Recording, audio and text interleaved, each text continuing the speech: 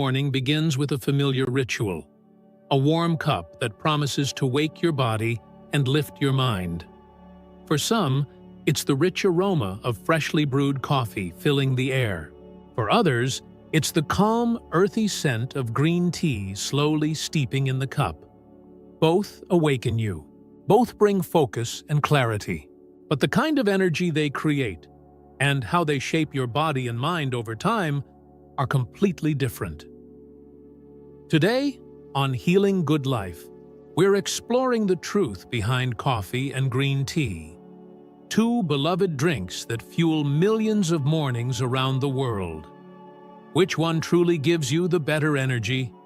The bold, fiery kick of coffee, or the calm, steady focus of green tea? So take a deep breath, hold your cup gently in your hands, and let's discover the hidden science behind your morning sip.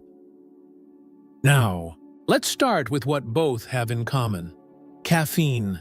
Caffeine is the spark that fuels your focus, the reason your first sip feels like a gentle jolt of life.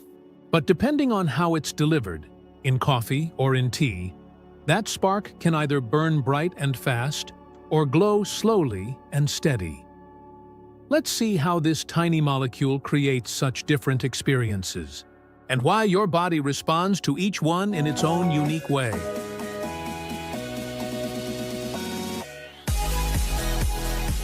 The caffeine kick. Let's begin with caffeine, the world's favorite natural stimulant, and the reason both coffee and green tea can change the way you feel in minutes.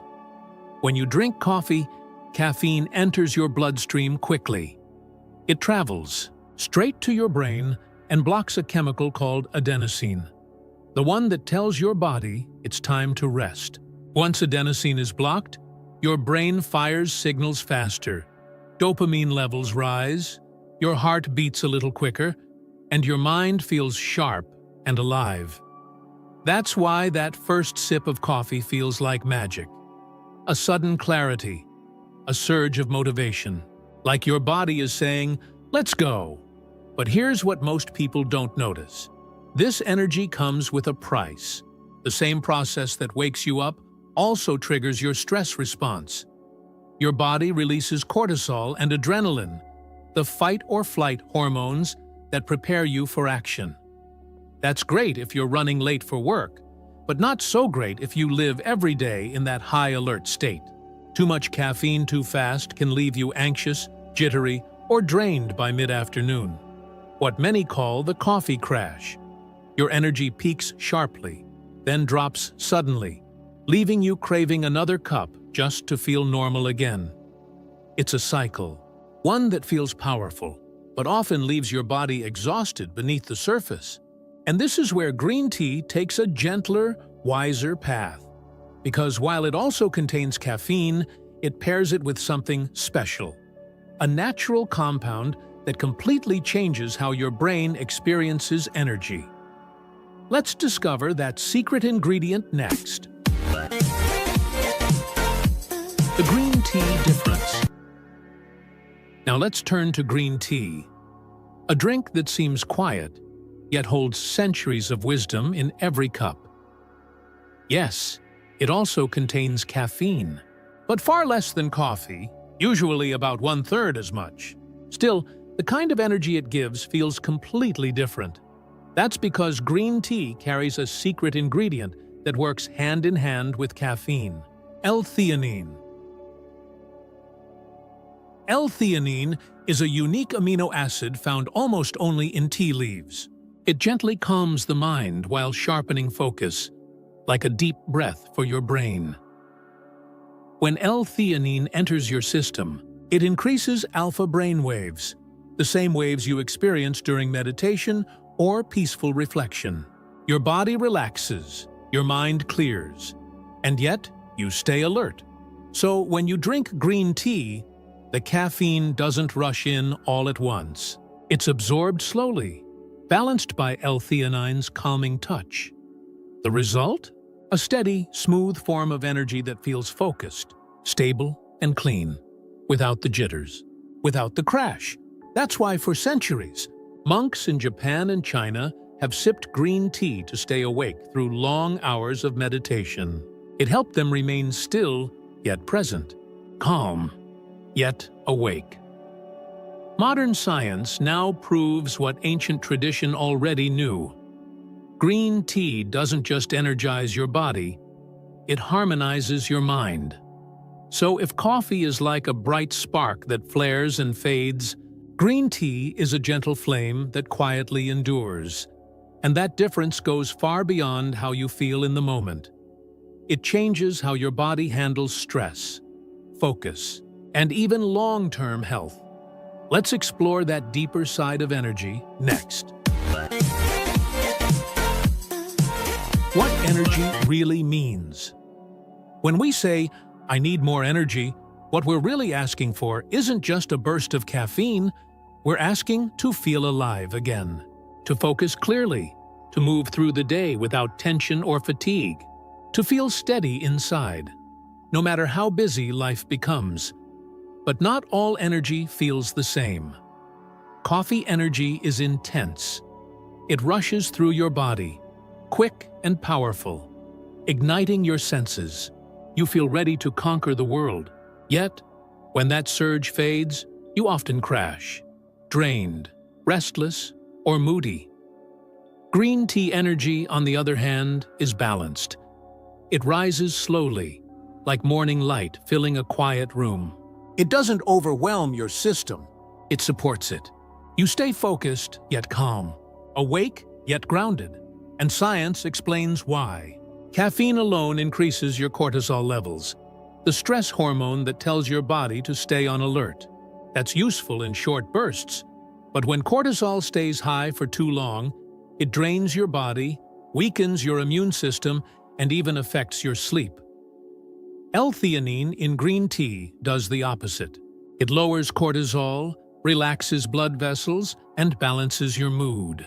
So while coffee activates your fight-or-flight mode, green tea supports your rest and restore system, the one your body needs to heal, digest, and recover. It's not about which one wakes you up faster, but which one keeps your energy stable throughout the day. And this difference between stimulation and stability is what truly defines healthy energy. Because the goal isn't just to power through the day, it's to move through the day with ease. And when you understand that, you start to see energy not as something to chase, but as something to cultivate. Up next, let's look at how each of these drinks affects your body beyond your brain, your heart, your digestion, and your long-term well-being. Effects on the body. Energy doesn't just live in your mind. It flows through every part of your body. And what you drink each morning can shape more than just your focus. Let's look at how coffee and green tea affect your heart, your metabolism, and your rest. First, your heart. Coffee can be both a friend and a challenge here. In moderate amounts, it may improve blood circulation, sharpen alertness, and even lower the risk of certain heart diseases. But too much caffeine, especially for people who are sensitive to it, can raise your heart rate, cause palpitations, and increase anxiety. Green tea, by contrast, has a calming influence on the cardiovascular system.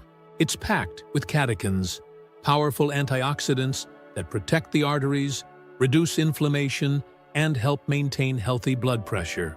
Instead of stimulating your heart, green tea supports it, quietly, consistently, like gentle nourishment from within. Now, metabolism. Both drinks help your body burn energy, but in different ways. Coffee gives a short-term boost, a quick rise in metabolism that helps you stay active. Green tea's catechins, however, work on a deeper level, supporting fat oxidation and blood sugar balance. It's not just about burning calories, but about improving how your body uses them. Digestion and stomach comfort. Coffee, though invigorating, is acidic and can irritate the stomach lining. If you've ever felt heartburn or bloating after coffee, you know that sharp edge it sometimes carries. Green tea is much gentler. Its natural compounds soothe digestion, reduce inflammation, and are often used in traditional medicine to calm the stomach after meals. And finally, sleep. Caffeine stays in your body for hours. Even 1 cup of coffee in the afternoon can quietly interfere with your sleep cycle. Green tea, on the other hand, has less caffeine, and the L-theanine helps your brain relax when it's time to wind down. Some people even find they sleep better when they switch their afternoon coffee for a cup of green tea instead. So, while coffee powers your morning, green tea protects your balance throughout the day. One drives performance, the other sustains peace. And in the rhythm of life, we need both, but in harmony, not in excess. Next, let's talk about timing, because when you drink your tea or coffee, can make all the difference in how your energy feels. Timing and daily routine. Timing matters just as much as what you drink. Because your body's rhythm, your natural energy clock, responds differently throughout the day. In the morning, when you first wake up, your body is already producing a natural dose of cortisol, the hormone that helps you feel alert. So instead of reaching for coffee right away, start with a glass of water. Let your body wake up on its own. After about an hour, that's the perfect time for your morning coffee. Your energy will rise smoothly, and the caffeine will feel more stable. But if you wake up feeling tense or anxious, consider starting your day with green tea instead. It gives you focus without overstimulation, clarity without pressure. Late morning or early afternoon, this is where green tea truly shines. When your mind starts to dip and your body feels that midday slowdown, a cup of green tea revives your focus gently. It keeps you productive without pushing your heart rate or raising your stress levels. Evening and night. Here, the goal isn't energy, it's restoration. Avoid caffeine at least 6 hours before bed. If you love a warm drink, try decaffeinated green tea or herbal teas like chamomile, lavender, or rooibos. They relax your nervous system and signal to your body that it's time to rest. Think of your drinks not just as habits, but as tools. Each one serves a moment. Each one supports a different kind of energy. And when you choose them with intention, you turn a simple daily ritual into an act of healing. Next, we'll wrap everything up with a few simple, science-backed tips to help you make the most of both worlds. If you love both coffee and green tea, you don't have to choose one forever. Balance, not restriction, is where true wellness begins. Here are a few simple ways to get the best of both worlds. Number 1, start your day with green tea. It gently wakes up your mind without overstimulating your heart. You'll notice your focus stays clearer and your energy feels calmer throughout the morning. Number 2, save coffee for your busiest days. When you truly need that extra push, enjoy your cup. Slowly, mindfully, savor the aroma. Let it be a comfort, not a crutch. Remember, caffeine is most powerful when you use it intentionally, not habitually. Number 3, hydrate always. Both coffee and tea are mild diuretics, which means they can dehydrate you slightly. A glass of water between cups helps your body stay balanced and clear. Number 4, never drink caffeine on an empty stomach. Pair it with something light, like fruit, oatmeal, or whole grains, to protect your digestion and steady your blood sugar. Number 5, experiment.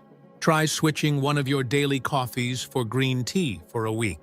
Notice how you feel, not just in your energy, but in your mood, your focus, and your sleep.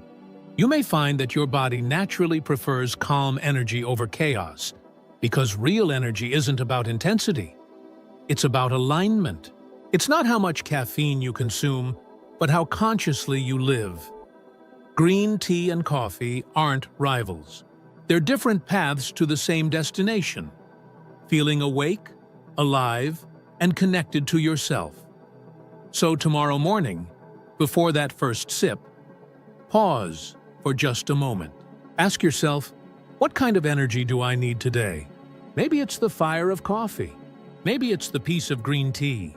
Either way, make it a mindful choice, a small act of care for your body, and a quiet promise to your soul.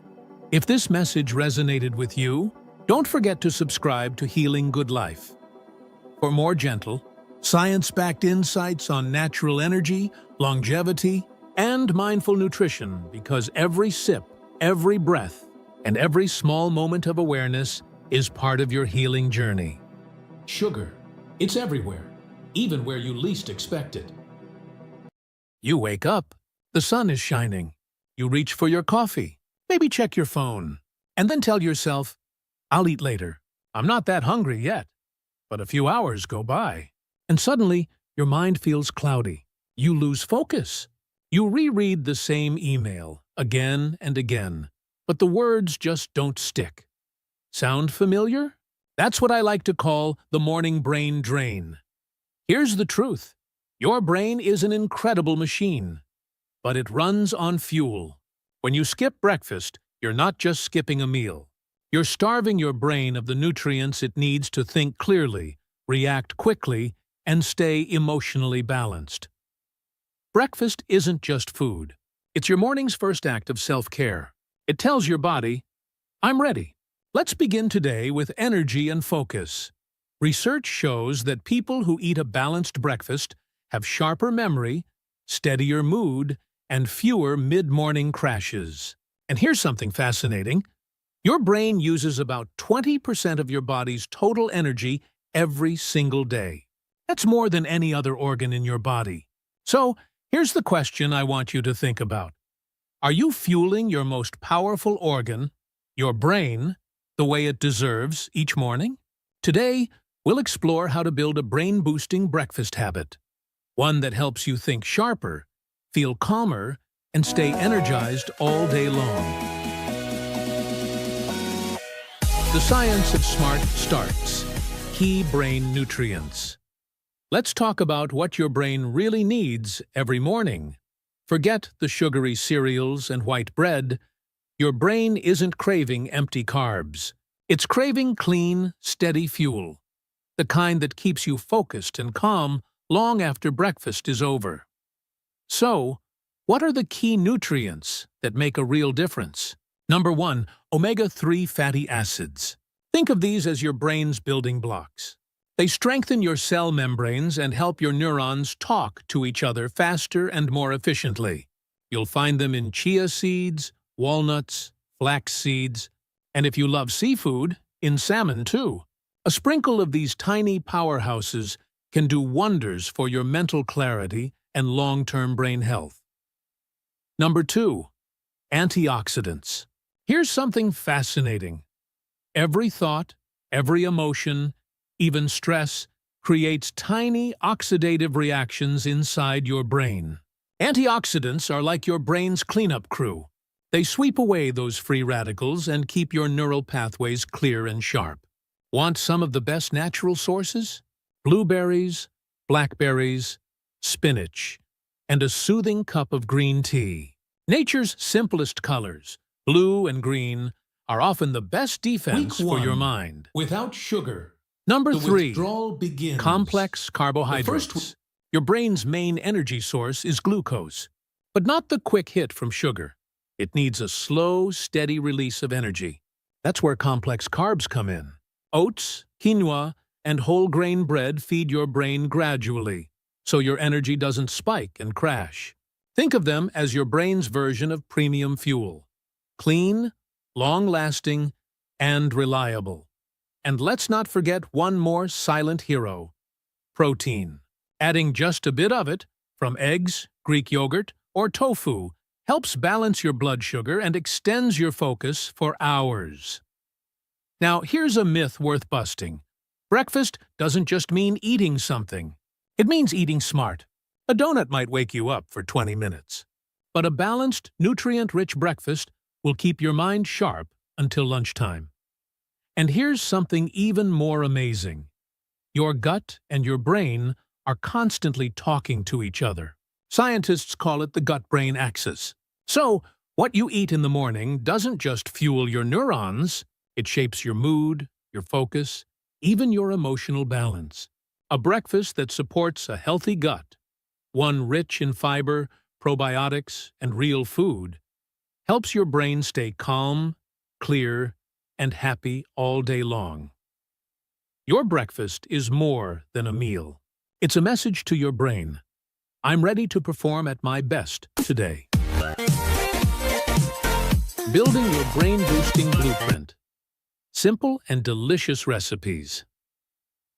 Now that you know what your brain truly needs, let's turn that science into something you can taste and enjoy every single morning. Because eating for your brain shouldn't feel complicated. It should feel comforting, colorful, and delicious. Here are 3 simple breakfast ideas that anyone can make. Meals that nourish both your body and your mind. Week 2, first, without sugar. The Focus Fuel Smoothie. This one is for the busy mornings when you need to get going fast, but you still want to give your brain what it deserves. Just blend together 1 cup of almond milk, half a banana, half a cup of blueberries, 1 tablespoon of chia seeds, a handful of spinach, and a spoon of almond butter. That's it! This little blend gives you omega-3s, antioxidants, protein, and slow energy all in one creamy sip. It's like giving your brain a morning hug in a glass. Next, the savory cognitive power, oats. Forget plain oatmeal. This is comfort food that thinks smart. Cook rolled oats with water or milk, then add a pinch of turmeric, a sprinkle of walnuts, a soft boiled egg, and a drizzle of olive oil on top. It's rich, warm, and full of anti-inflammatory power. The combination of healthy fats, complex carbs, and protein gives you long, steady energy and mental clarity that lasts all morning. And finally, the Memory Master Overnight Chia Pudding. Perfect for those who want to plan ahead and wake up ready. Before bed, mix 3 tablespoons of chia seeds with 1 cup of oat milk or coconut milk. Add a few slices of strawberries or kiwi and a touch of cinnamon or honey if you like it sweet. Leave it in the fridge overnight. By morning, it transforms into a smooth, creamy pudding that's loaded with fiber, omega-3s, and antioxidants. It takes 2 minutes to prepare, and your brain will thank you all day. These breakfasts are not about restriction. They're about intention. Every ingredient you choose is like a message to your body saying, "I'm taking care of you." And when your body feels cared for, your mind responds with focus, calm, and joy. Beyond the plate, optimizing your morning routine. A truly brain-boosting morning isn't just about what's on your plate. It's about how you start your day. The simple habits that quietly set the tone for everything that follows. Let's begin with something so basic, yet so powerful. Water. After a night of sleep, your body is slightly dehydrated. Even a small drop in hydration can slow down focus and memory. So before that first sip of coffee, give your brain what it really wants, a full glass of water. It's the easiest way to wake up your mind. Then, slow down for a moment while you eat. Don't rush through breakfast with your phone in hand or emails on your screen. Instead, take a breath. Look at your food. Notice the colors, the textures, the warmth. When you eat slowly and with awareness, your body digests better. And your brain absorbs more of those beautiful nutrients you worked so hard to prepare. Now, let's talk about light, your natural energy switch. Stepping outside, even for a few minutes of sunlight in the morning, tells your brain it's time to wake up. That light helps reset your body clock, boosts alertness, and lifts your mood naturally. And if you can, move a little. Stretch your arms. Roll your shoulders. Take a gentle walk. Movement sends oxygen and blood to your brain, giving you clarity before your day even begins. It's these small moments, water, sunlight, mindful movement, that combine with your breakfast to form a complete morning ritual. You don't need perfection. You just need presence. When you start your day with awareness and nourishment, you tell your brain, "I'm ready to be my best self today." And that message echoes through everything you do. The glow returns. Sustained energy and focus, your brain's best friend. So what happens when you start feeding your brain the right way, day after day? You begin to notice small shifts. Your focus lasts longer. Your mood feels steadier. The fog that used to roll in before lunch starts to disappear. It's not magic. It's biology. When your brain receives steady, high-quality fuel each morning, it doesn't have to fight for balance. Instead, it thrives. Over time, this simple habit can do more than just keep you alert. It can improve your memory, sharpen your decision-making, and even protect your brain from age-related decline. Think of breakfast as your daily investment in long-term mental strength. Studies have shown that people who eat balanced breakfasts consistently perform better in tasks that require memory and focus. They also experience less stress throughout the day. Why? Because their brains aren't running on empty. They're running on rhythm. The key is consistency. One healthy breakfast makes you feel better for a day. 10 in a row can change how you live your week. And when it becomes a habit, your energy, productivity, and clarity rise naturally. No caffeine crash required. The best part? You can make it fit your lifestyle. If you're vegan, choose tofu, avocado, and nuts for healthy fats and protein. If you're always on the go, blend a smoothie or prep overnight chia pudding the night before. If you're gluten-free, try quinoa or sweet potatoes instead of bread. There's no one perfect breakfast. There's only the breakfast that makes you feel your best. And when you listen to your body and feed it wisely, your mind will reward you with sharper focus, calmer emotions, and lasting energy. Each morning becomes more than just a routine. It becomes a renewal, a quiet moment where you choose clarity over chaos, balance over rush, and nourishment over neglect. That's the kind of choice that builds a powerful life. One peaceful, intentional morning at a time. The Morning Challenge. Feed your brain. Change your day. Tomorrow morning, when the alarm goes off, don't just wake up. Start up. Before you reach for your phone or rush into your to-do list, take one quiet moment for yourself. Ask this simple question: what can I give my brain today to help it serve me better? Then choose something nourishing. Maybe it's that Focus Fuel smoothie you prepared last night. Maybe it's a bowl of warm oats, topped with walnuts and honey. Or maybe it's just a slow breakfast eaten with calm and gratitude. Whatever it is, make it count. Because every bite, every sip, every mindful moment at the start of your day sends a message to your body and mind. A message that says, I care about how I feel. I care about how I think. I care about me. Try it for just 1 week. 7 mornings of intention. 7 chances to feed your brain with love and awareness. And watch what happens. Your focus sharpens, your energy steadies, and your mood begins to lift in ways you might not expect. This is how real transformation begins. Not through drastic changes, but through quiet, consistent care. A glass of water, a balanced meal, a mindful breath, 1 morning at a time. So tomorrow, rise with purpose. Nourish your body, feed your brain, and let your day unfold from a place of clarity, peace, and strength. If this message resonates with you, join us here at Healing Good Life, where every day we explore how to live with more energy, joy, and balance. Through the science and soul of healthy living, remember this: your mind is the most powerful tool you have. Fuel it well, and it will carry you further than you ever imagined. Thank you for being here, for choosing to slow down, breathe, and care for your well-being. Every time you nurture your body, you're also healing your mind. Every calm, intentional morning brings you closer to a life filled with balance, joy, and clarity. If today's message inspired you, subscribe and stay with us here at Healing Good Life. Together, we'll keep exploring the small daily choices that lead to lasting vitality for your body, your mind, and your beautiful life.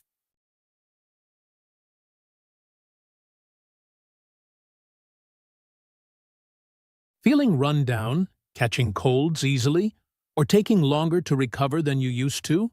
You might think your immune system just needs rest, but often it needs the right chemistry. Before you reach for another supplement bottle, here's something surprising. A single fruit can activate 3 of your body's most powerful defense systems, all at once.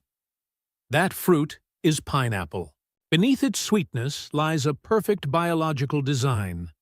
Vitamin C to fuel your immune army, bromelain to calm unnecessary inflammation, and antioxidants to protect your cells from burnout.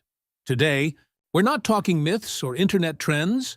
We're looking at real science, how pineapple supports immunity at the cellular level, and why researchers around the world keep turning back to this tropical medicine of nature. How pineapple boosts your immune system. Pineapple strengthens your immune system through 3 main biological mechanisms: vitamin C, bromelain, and plant antioxidants. Each of these compounds targets a different part of the immune process, helping your body fight infections, regulate inflammation, and recover faster. Let's start with vitamin C, the most direct immune activator found in pineapple. 1 cup of fresh pineapple provides about 88 milligrams of vitamin C, which is nearly the entire daily requirement for an adult. Inside your body, vitamin C is stored in immune cells, at concentrations up to 100 times higher than in your blood. This vitamin supports both arms of the immune system, the innate defense, which reacts instantly to pathogens, and the adaptive defense, which creates antibodies for long-term protection. Vitamin C shields white blood cells from oxidative stress, improves their movement toward infection sites, and enhances the destruction of microbes once they arrive. When the body is low in vitamin C, immune cells lose efficiency, wounds heal slower, inflammation lingers longer, and you become more prone to fatigue and respiratory infections. The second key compound is bromelain, a proteolytic enzyme complex unique to pineapple. Unlike most fruit enzymes, bromelain can survive digestion and enter the bloodstream. Research shows that it modulates the inflammatory response by decreasing overactive cytokines such as TNF-alpha and IL-1 beta, while increasing anti-inflammatory molecules like IL-10. This mechanism helps the immune system stay balanced, strong enough to fight, but calm enough to prevent chronic inflammation. Finally, pineapple provides polyphenols and flavonoids, natural antioxidants that neutralize free radicals and protect your immune cells from oxidative damage. These compounds reduce cellular stress and create a stable internal environment where the immune system can function efficiently. In short, pineapple supports immunity on 3 levels: defense, regulation, and protection. A simple fruit delivering complex biological harmony. Vitamin C, the immune system's first line of defense. Vitamin C is one of the most studied nutrients in human biology, and its impact on immune function is both direct and measurable. It supports the body on 3 essential fronts: by enhancing the activity of white blood cells, protecting those cells from oxidative damage, and maintaining the physical barriers that block infections. Inside your bloodstream, vitamin C reaches its highest concentration in neutrophils and lymphocytes, the primary soldiers of the immune response. These cells use vitamin C as a molecular shield against oxidative stress that occurs when they attack pathogens. When neutrophils destroy bacteria, they release reactive oxygen species, small molecules themselves. Vitamin C neutralizes this collateral damage, allowing immune cells to stay active longer and function more efficiently. In the adaptive branch of immunity, vitamin C also plays a signaling role. It supports the production of antibodies by B cells and improves the differentiation of T cells, the body's targeted response system that remembers specific pathogens. This is why individuals with low vitamin C status tend to recover more slowly from infections and show delayed healing. Clinical data confirm these biological mechanisms. Meta-analyses from the Cochrane collaboration show that regular vitamin C intake, around 200 milligrams per day or more, can shorten the duration of the common cold by roughly 8% in adults and 14% in children. In people under physical stress, such as athletes or soldiers in cold environments, regular vitamin C supplementation cuts the risk of catching a cold almost in half. In summary, vitamin C doesn't make you invincible, but it keeps your immune army strong, mobile, and well protected. Pineapple, with its naturally high vitamin C content, provides this essential support in a refreshing, bioavailable form your body can easily absorb. Bromelain, the natural anti-inflammatory enzyme. Bromelain is one of the key reasons pineapple is considered more than just a source of vitamins. It is a unique complex of proteolytic enzymes, meaning it helps the body break down proteins, but its influence extends far beyond digestion. Modern research shows that bromelain interacts with the immune and inflammatory systems in multiple ways, acting almost like a biological regulator. After being absorbed through the intestines, bromelain enters the bloodstream and begins to modulate inflammatory signaling. Studies have demonstrated that bromelain decreases the release of pro-inflammatory cytokines, such as TNF-alpha and IL-1 beta, while enhancing the production of anti-inflammatory mediators like IL-10. This balancing effect prevents the immune system from becoming overactive, which is essential because chronic, low-grade inflammation is one of the silent drivers of aging and immune fatigue. In the respiratory system, bromelain also acts as a mucolytic agent, meaning it helps dissolve thick mucus and clear airways. Clinical research in sinusitis and bronchial inflammation has shown that bromelain supplementation can reduce congestion and improve breathing comfort, especially when used alongside conventional care. There is also growing evidence that bromelain supports faster recovery after physical stress. Studies in athletes and post-surgical patients have found that it can reduce swelling, pain, and tissue inflammation, leading to quicker healing. These effects are linked to bromelain's ability to influence prostaglandins and fibrin, molecules involved in the body's inflammatory cascade. Importantly, bromelain doesn't suppress immunity. It helps regulate it, keeping the inflammatory response powerful when needed, but controlled when the threat is gone. This makes pineapple not just a supportive food, but a natural model for balanced immunity. Strength without overreaction. Repair without chaos. Antioxidants, cellular protection, and immune stability. Every immune response produces what scientists call oxidative stress, the release of reactive oxygen species, or ROS. These molecules help destroy pathogens, but when they accumulate, they can also damage the body's own cells.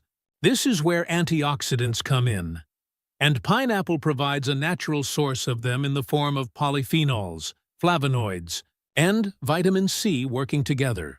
Pineapple's antioxidants act as molecular buffers. They neutralize free radicals before these unstable molecules can attack cell membranes or DNA. In immune cells, this protection means longer cell lifespan, better communication, and fewer inflammatory errors, such as unnecessary immune activation or tissue damage. Several studies highlight pineapple's antioxidant potential. Research published in journals on food chemistry and nutrition has shown that pineapple extracts significantly reduce oxidative markers in both cell and animal models. This reduction correlates with lower lipid peroxidation, a sign that cell membranes are better protected against stress-induced damage. Antioxidants also preserve the integrity of epithelial barriers, such as the lining of your respiratory and digestive tracts, the first physical shield of the immune system. When oxidative stress weakens these barriers, pathogens can invade more easily, forcing the immune system to overwork. By maintaining barrier strength, pineapple helps reduce unnecessary immune activation and keeps inflammation in check. Flavonoids, like quercetin and phenolic acids found in pineapple, are particularly effective at modulating the NF-kappa B pathway, a central regulator of inflammation. By calming this pathway, these compounds further reduce cytokine overproduction, working in harmony with bromelain's anti-inflammatory effects. The result is a balanced immune environment, active when needed, quiet when safe. In simple terms, antioxidants make sure your immune system fights smart, not just hard. Scientific evidence and clinical findings. Scientific research over the past few decades has steadily confirmed how pineapple and its key compounds influence immunity, inflammation, and recovery. Let's look at the evidence from three main angles: vitamin C, bromelain, and antioxidants. First, vitamin C, large-scale analyses from the Cochrane collaboration, involving tens of thousands of participants, consistently show that daily vitamin C intake of 200 milligrams or more shortens the duration of the common cold by roughly 8% in adults and 14% in children. In people under physical stress, such as marathon runners or soldiers in cold climates, regular supplementation cuts the incidence of colds by nearly 50%. These results demonstrate vitamin C's role not as a cure, but as a functional cofactor that allows immune cells to operate efficiently and recover quickly after infection. Second, bromelain. Clinical and laboratory studies reveal that bromelain reaches measurable levels in the bloodstream after oral ingestion and actively interacts with immune markers. Trials in patients with sinus inflammation and post-surgical swelling show that bromelain improves breathing comfort, reduces tissue edema, and accelerates healing. In controlled dental surgery studies, bromelain users reported less pain and faster recovery compared with placebo. These findings align with its known ability to regulate TNF-alpha, IL-1 beta, and other inflammatory mediators, balancing the immune response rather than suppressing it. Third, antioxidants. Research on pineapple extracts demonstrates significant decreases in oxidative stress indicators such as lipid peroxidation and malondialdehyde levels.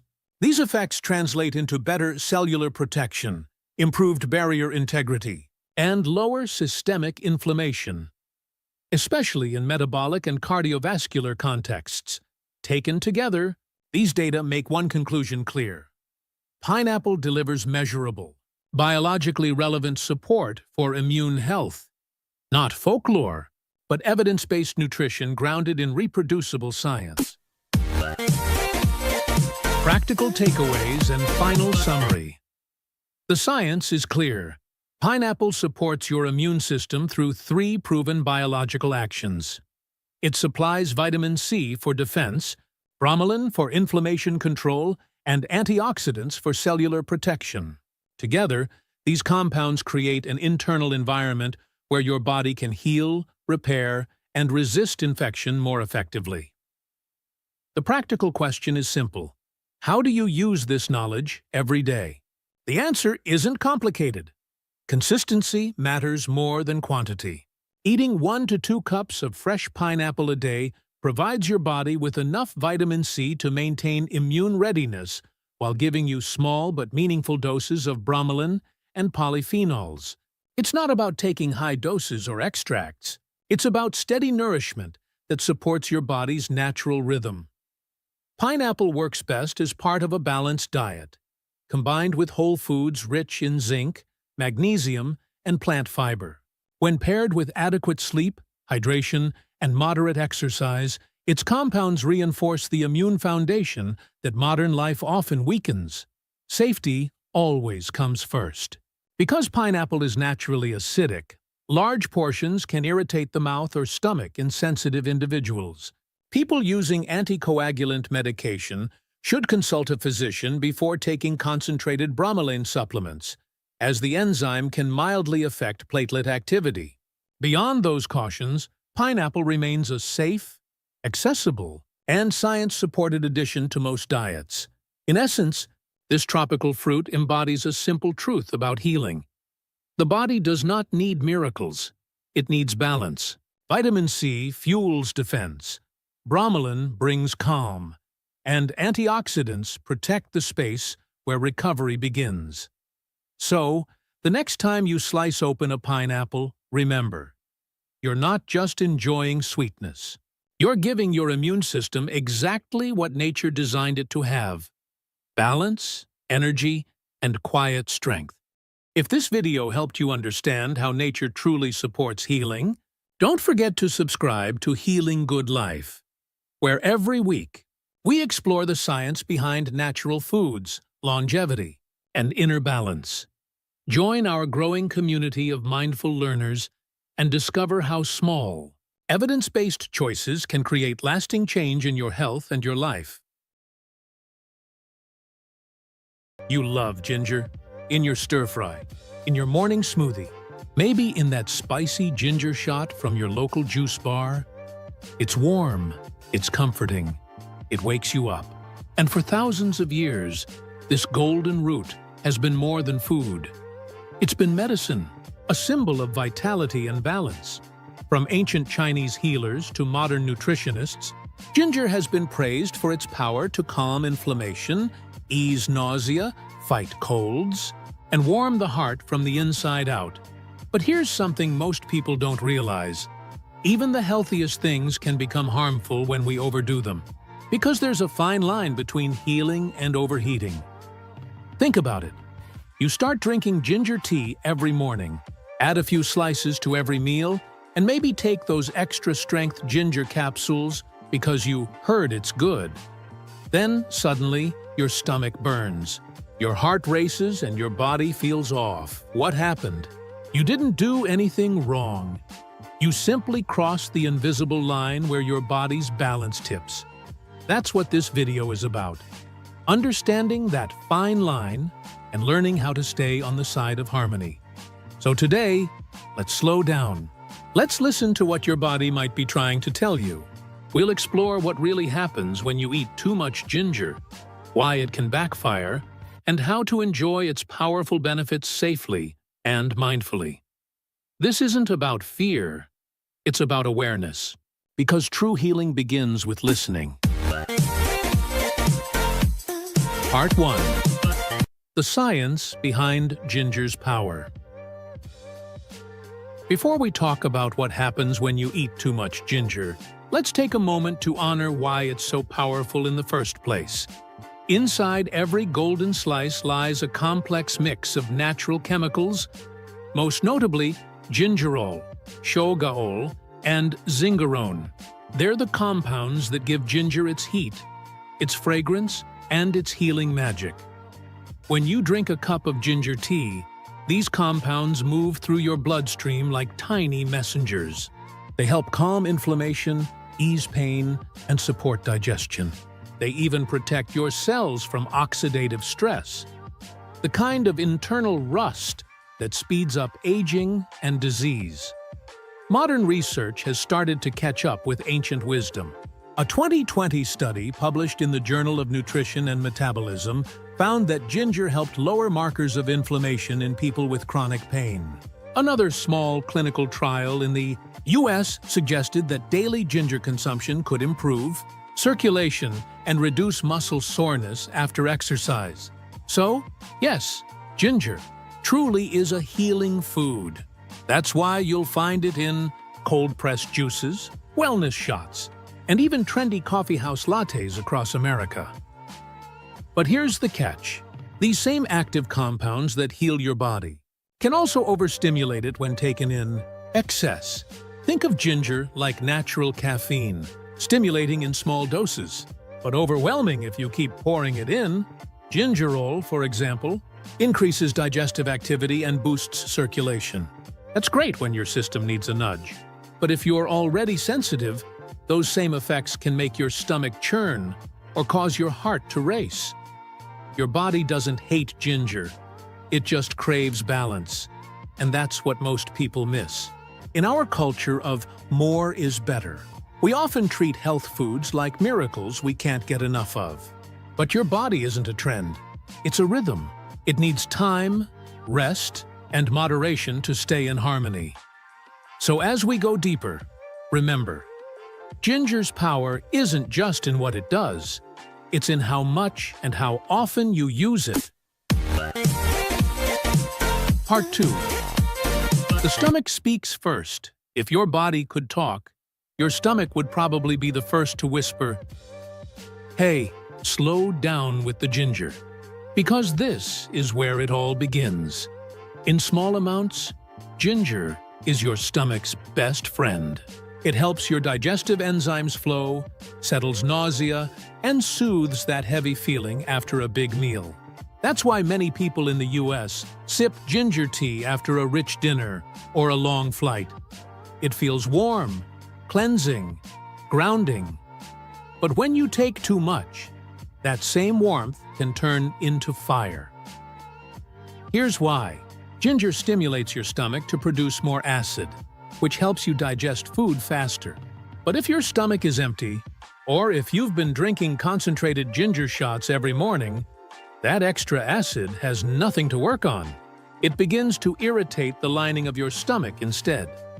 At first, it feels like a gentle burn, a warmth rising behind the chest. Then it becomes more uncomfortable. Bloating, gas, cramps, or even that familiar sour taste creeping up your throat. Doctors call it acid reflux. Some nutritionists even refer to it as ginger reflux. It's not dangerous, but it's your body saying, enough. And here's the ironic part. Many people double down. They think, if my stomach hurts, I'll take more ginger tea to fix it. But that only fuels the fire. A study from the American Journal of Gastroenterology noted that ginger can increase gastric motility. Basically, it makes your stomach muscles more active. Great for slow digestion. Not so great if your stomach is already sensitive. So, what's the fix? Simple: timing and balance. If you love your ginger tea, drink it after meals, not on an empty stomach. Add honey or lemon to soften its intensity. And if you're a fan of those strong ginger shots sold at juice bars, try cutting them with warm water or using them every other day. Your stomach isn't weak. It's wise. It's teaching you something beautiful. That comfort, even from a healing root, comes from rhythm, not repetition. Part 3. The blood connection. Now, let's move deeper, from your stomach to your bloodstream. This is where ginger's warmth really begins to show its strength. For centuries, healers believed ginger warmed the blood, helping energy and circulation flow freely through the body. And modern science agrees.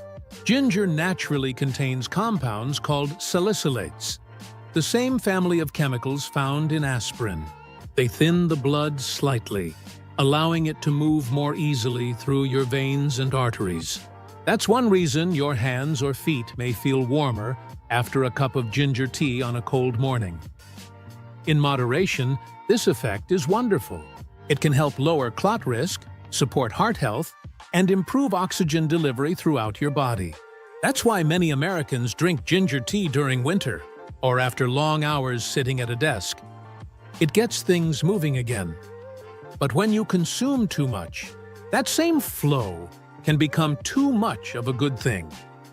If your blood becomes overly thin, you might notice small bruises that appear for no reason, gums that bleed easily after brushing, or even prolonged bleeding from minor cuts. If you're already taking medications like aspirin, Ibuprofen or prescription blood thinners such as warfarin. Too much ginger may quietly intensify their effects. And while this might sound minor, it's your body's gentle way of saying, "I'm working overtime." A 2019 clinical review from the Journal of Herbal Pharmacology warned that combining ginger supplements with anticoagulant drugs can increase bleeding risk in sensitive individuals. So what can you do? Don't panic. Just be mindful. If you take daily medication that affects circulation, limit ginger to small culinary amounts, like a few slices in a cup of tea or a meal. Skip concentrated capsules or ginger shots unless approved by your doctor. Your blood is sacred. It's the river that keeps your body alive, and it thrives in balance, not extremes. Ginger's warmth is meant to comfort you, not flood your system. So let it stay gentle, a spice that supports your flow, not one that overwhelms it. Part 4. Blood sugar and energy. When too low isn't good. For many people, ginger is part of a healthy routine. A warm tea in the morning, a few slices in a smoothie, or a shot of juice before hitting the gym. And there's a good reason for that. Ginger helps your body respond better to insulin, the hormone that regulates blood sugar. It supports stable energy, reduces sugar cravings, and can even prevent that mid-afternoon energy crash. In small doses, it's a quiet hero. But like all heroes, when overused, it can cause chaos. When you take large amounts of ginger daily, especially alongside blood sugar medication, your glucose levels can drop too low. That's called hypoglycemia, and it can leave you feeling dizzy, shaky, weak, or anxious. Sometimes it happens subtly. You stand up too fast and feel lightheaded, or you skip breakfast and only drink a strong ginger shot, and your hands begin to tremble. It's not that ginger suddenly became harmful. It's that your body's natural equilibrium is being pulled too far in one direction. Indeed, 2021 report in the Journal of Complementary Medicine found that participants consuming high doses of ginger extract experienced mild but noticeable decreases in fasting blood glucose levels, especially when combined with diabetes medication. So, if you're diabetic or sensitive to sugar changes, think of ginger as a support, not a solution. You don't need to quit it. You just need to pace it. Try adding your ginger tea after a balanced meal, instead of drinking it first thing in the morning. Pair it with foods that naturally stabilize energy, like oatmeal, yogurt, or nuts. If you ever feel weak or jittery after consuming ginger, don't ignore it. That's your body whispering for gentleness. Energy isn't about constant stimulation. It's about steadiness, like a candle that burns evenly, not one that flares up and burns out. So, the next time you reach for that fiery ginger shot, pause and ask, do I need energy or do I need balance? Your body will always know the answer. Part 5. Your mouth, skin, and nerves. React. If your stomach was the first to whisper, your skin and nerves are often the next to speak, because ginger doesn't just warm you from the inside. You can feel its fire. Take a bite of raw ginger, and there's that familiar burn. It tingles, then spreads, almost like electricity waking up your senses. That's gingerol at work, the same compound responsible for ginger's heat and its healing. It boosts circulation, increases alertness, and in small amounts even helps fight inflammation. But when it becomes too much, your body's language changes. Your tongue may feel numb, your lips tingle, your throat burns long after swallowing. Sometimes, even your skin reacts, with redness, warmth, or mild irritation after applying ginger topically. This isn't detox, it's overstimulation. Your nerve endings are simply saying, "I've had enough." In fact, a 2022 review in the Dermatologic Therapy Journal reported that concentrated ginger extracts, essential oils, and topical creams caused mild irritation in about 15% of sensitive users. especially when applied without dilution. And it's not just on the skin.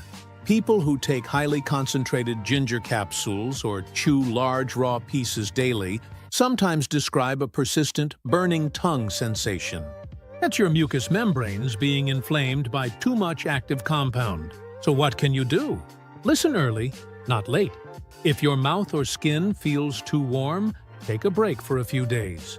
Switch to milder forms, like brewed tea or cooked ginger in meals. Or try blending it with calming herbs such as mint, chamomile, or cinnamon. Remember, healing isn't about pushing harder. It's about responding sooner. Your body isn't punishing you when it reacts. It's protecting you. It's reminding you that nature's medicine is powerful, and power always needs respect. So the next time your tongue burns from that fiery ginger shot, don't tough it out. Smile, sip some water, and thank your body for letting you know its limits. That's not weakness. That's wisdom. Part 6. The balance point. How much is too much? So, where's the line between healing and harming? How much ginger is too much? For most healthy adults, nutrition experts recommend staying under 4 grams of ginger per day. That's roughly 1 teaspoon of freshly grated root, or about 2 cups of mild tea. It doesn't sound like much, does it? But that's all your body really needs to unlock the benefits without overwhelming your system. If you're drinking ginger tea morning, noon, and night, or taking concentrated supplements every day, it might be time to pause and recenter. Because more ginger doesn't mean more healing. Sometimes, more means more stress on your organs, your stomach, your liver, even your heart. Ginger's compounds work best in small, steady rhythms. Your body knows how to use what it needs and let go of the rest, if you give it space to breathe. Try rotating your healing habits. One day ginger, the next day mint, lemongrass, or turmeric. They're all calming and cleansing in their own ways, and together, they create a gentle rotation, a dance of balance your body will thank you for. If you love your daily ginger shot, turn it into a weekly ritual instead. Sip it mindfully. Let the warmth spread through your chest. Notice the moment it shifts from comfort to heat. That's your signal to stop. Healing isn't about control. It's about conversation. Your body is always talking. Through sensations, cravings, energy shifts. You don't need a lab test to tell you when it's too much. You just need to listen. A 2020 survey from the American Nutrition Council found that people who practiced mindful eating, paying attention to how their body felt before, during, and after a meal, reported fewer digestive issues and more consistent energy levels. That's what moderation really means. It's not restriction, it's awareness. So the next time you prepare your favorite ginger tea, slow down. Smell the aroma. Take that first sip with gratitude. Because when you approach your food with mindfulness, it becomes medicine. Not just for your body, but for your peace of mind. Part 7. When ginger heals best. Now that we understand ginger's limits, let's come back to the beauty of what it can do. When used with care, because ginger isn't the enemy.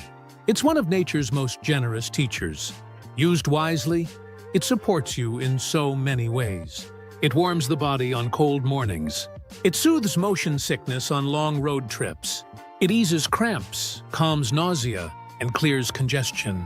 And when your energy feels low, that first sip of ginger tea can feel like a gentle sunrise inside your chest. In the right moment, ginger is pure comfort, a warm hand on the shoulder, a reminder that healing doesn't need to be complicated. A 2018 study from the National Center for Complementary and Integrative Health found that participants who consumed small daily doses of ginger reported fewer cold symptoms and improved digestion. So yes, it's truly powerful. But its strength lies in consistency, not excess. That's the secret many people forget. Healing isn't found in the burst, it's found in the balance. Try using ginger intentionally. Add a few slices to warm lemon water when you wake up. Brew a mild tea after dinner to aid digestion. Mix powdered ginger with honey for a sore throat remedy. Or sprinkle a little on roasted vegetables or soups for a cozy, earthy depth. Each small ritual tells your body, I care about you. You see, food isn't just fuel. It's communication.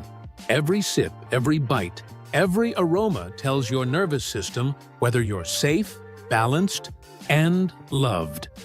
So let ginger be part of that conversation. A symbol of warmth, wisdom, and mindful self-care. The next time you prepare it, don't rush. Let the steam rise, smell the spice, feel the gratitude that something so simple can bring so much comfort. When you meet ginger halfway, not as a cure-all, but as a companion, it becomes what it was always meant to be. A healer that teaches balance, a root that connects body and soul. The gentle art of moderation. So, what really happens when you eat too much ginger? Your body doesn't rebel. It simply speaks.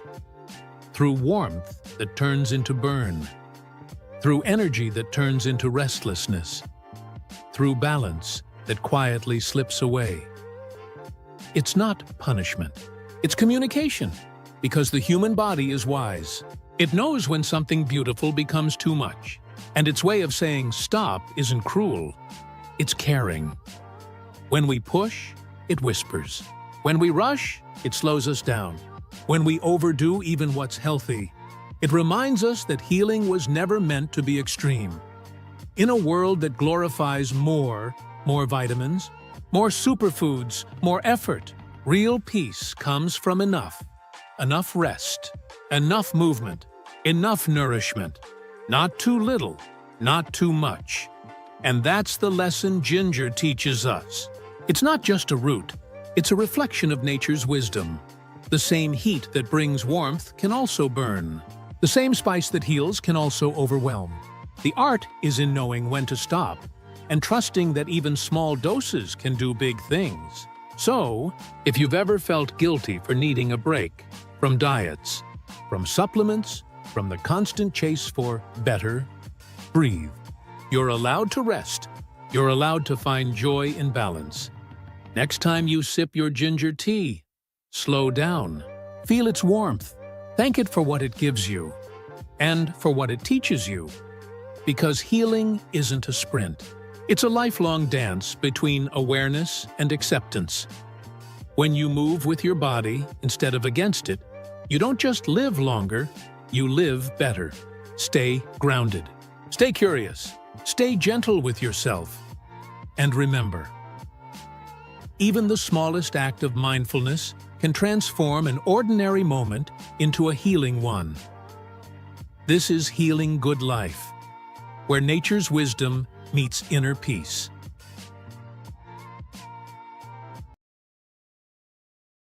We all grew up hearing it. Eat your spinach. It'll make you strong like Popeye. It's one of the first nutrition lessons most of us ever learned. A story passed down from cartoons, classrooms, and dinner tables.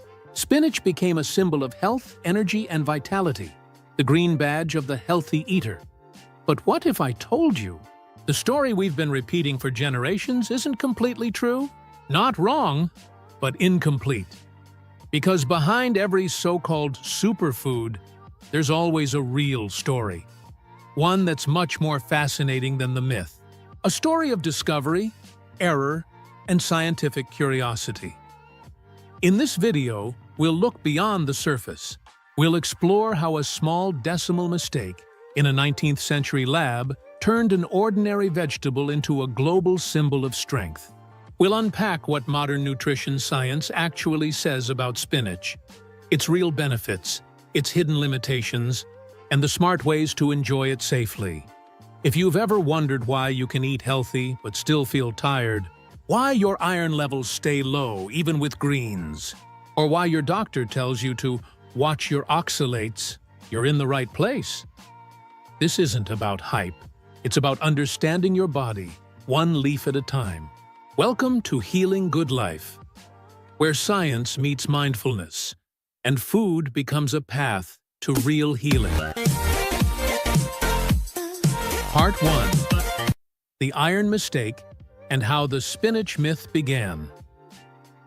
The story of spinach as a superfood began not in a kitchen, but in a laboratory. More than a century ago, in 1870, a group of German scientists were analyzing the nutrient content of vegetables. Among them was Dr. E. von Wolf, who measured how much iron each plant contained. When he got to spinach, he wrote down his results carefully. But somewhere between the notebook and the publication, a small decimal point was misplaced. Instead of 3.5 milligrams of iron per 100 grams, the report printed 35 milligrams, 10 times higher. That one tiny mistake, a dot in the wrong place, transformed spinach overnight from a humble leafy green into a so-called miracle of nutrition. The myth spread quickly. Teachers, doctors, even government nutrition posters repeated it for decades. And in 1930, a cartoon sailor named Popeye cemented spinach's reputation forever. Each time Popeye gulped a can and gained superhuman strength, children around the world learned one clear message: spinach equals power. But here's what's fascinating. Even when scientists corrected the error in 1937, the myth refused to die. People wanted to believe that something so simple, so natural, could make them strong. It was hope disguised as science. In reality, spinach does contain iron, but not the kind or quantity we once believed. And like many plant-based sources, its iron is bound up in compounds that make it difficult for your body to absorb. So spinach didn't lie to us. We just never heard the full story. And that's where the real journey begins. Understanding how this leaf truly interacts with the human body, beyond the legend of a misplaced decimal. Part 2. What's really inside spinach? The science behind the leaf. To understand spinach, we have to look beneath its green surface, into the quiet chemistry that happens inside each leaf. Spinach is a nutritional paradox. On paper, it looks like a perfect food, rich in vitamins A, C, and K, packed with folate, magnesium, and potassium, and full of plant antioxidants like lutein and beta-carotene. It supports your immune system, keeps your blood pressure in check, and protects your eyes from aging. So far, so good. But nutrition isn't just what a food contains. It's what your body can absorb. And that's where spinach becomes complicated. Spinach stores minerals like iron and calcium in a chemical form that's locked away by oxalic acid, a natural plant compound called an anti-nutrient. It's not toxic in normal amounts, but it binds to metals, creating insoluble crystals your body can't easily digest or absorb.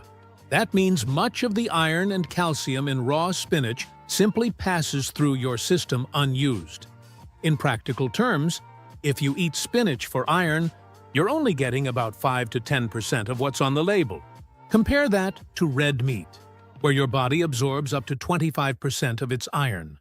A huge difference, especially for women, athletes, and vegetarians relying on plant sources. And there's another detail. When these oxalate crystals build up, they can contribute to kidney stones, especially if you're dehydrated or consume large amounts of spinach daily. But don't rush to ban it from your plate. Nature rarely gives us a villain, only a balance to respect. When cooked properly and combined with the right foods, spinach becomes far more bioavailable and healing. In fact, what you'll hear next might change the way you prepare your greens forever. Because how you cook spinach can completely transform how your body uses it. Part 3. How to eat spinach the smart and scientific way. Science tells us that nutrition is never just about what you eat. It's about how you eat it. And spinach, perhaps more than any other vegetable, proves that preparation can be the difference between good and great. Let's start with the heat. When you lightly steam or sauté spinach, the heat breaks down oxalic acid, that same compound that binds iron and calcium.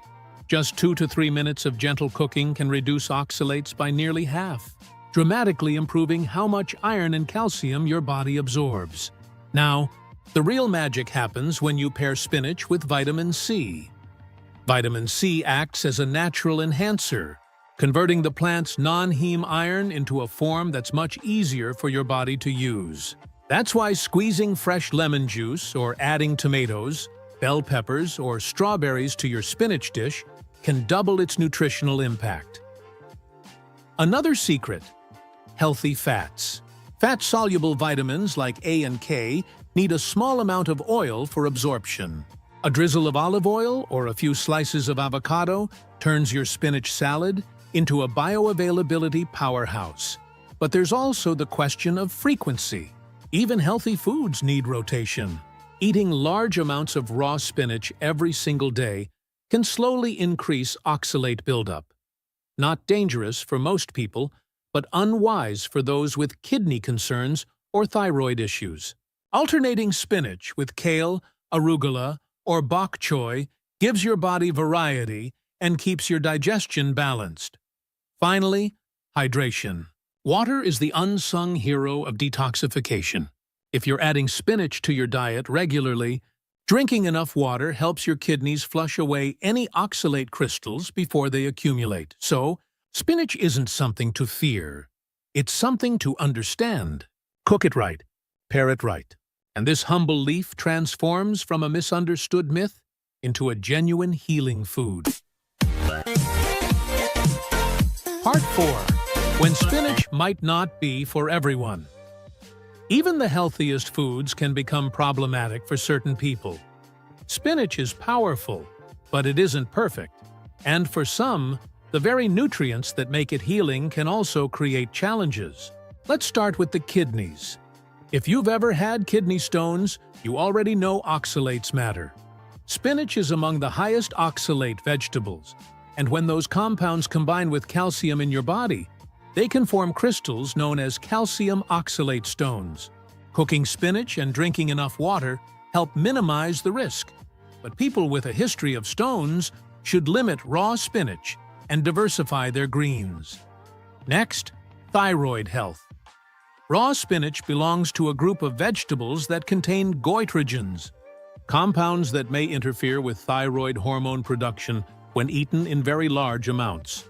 For most people, this isn't an issue, but if you have hypothyroidism, lightly cooking your spinach makes a world of difference.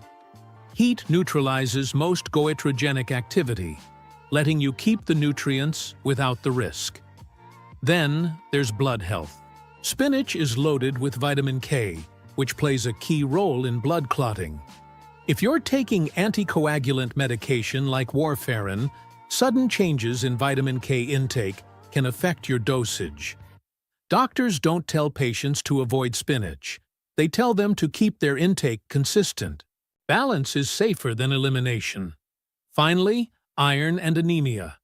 Spinach contains iron, but in a form that's not easily absorbed.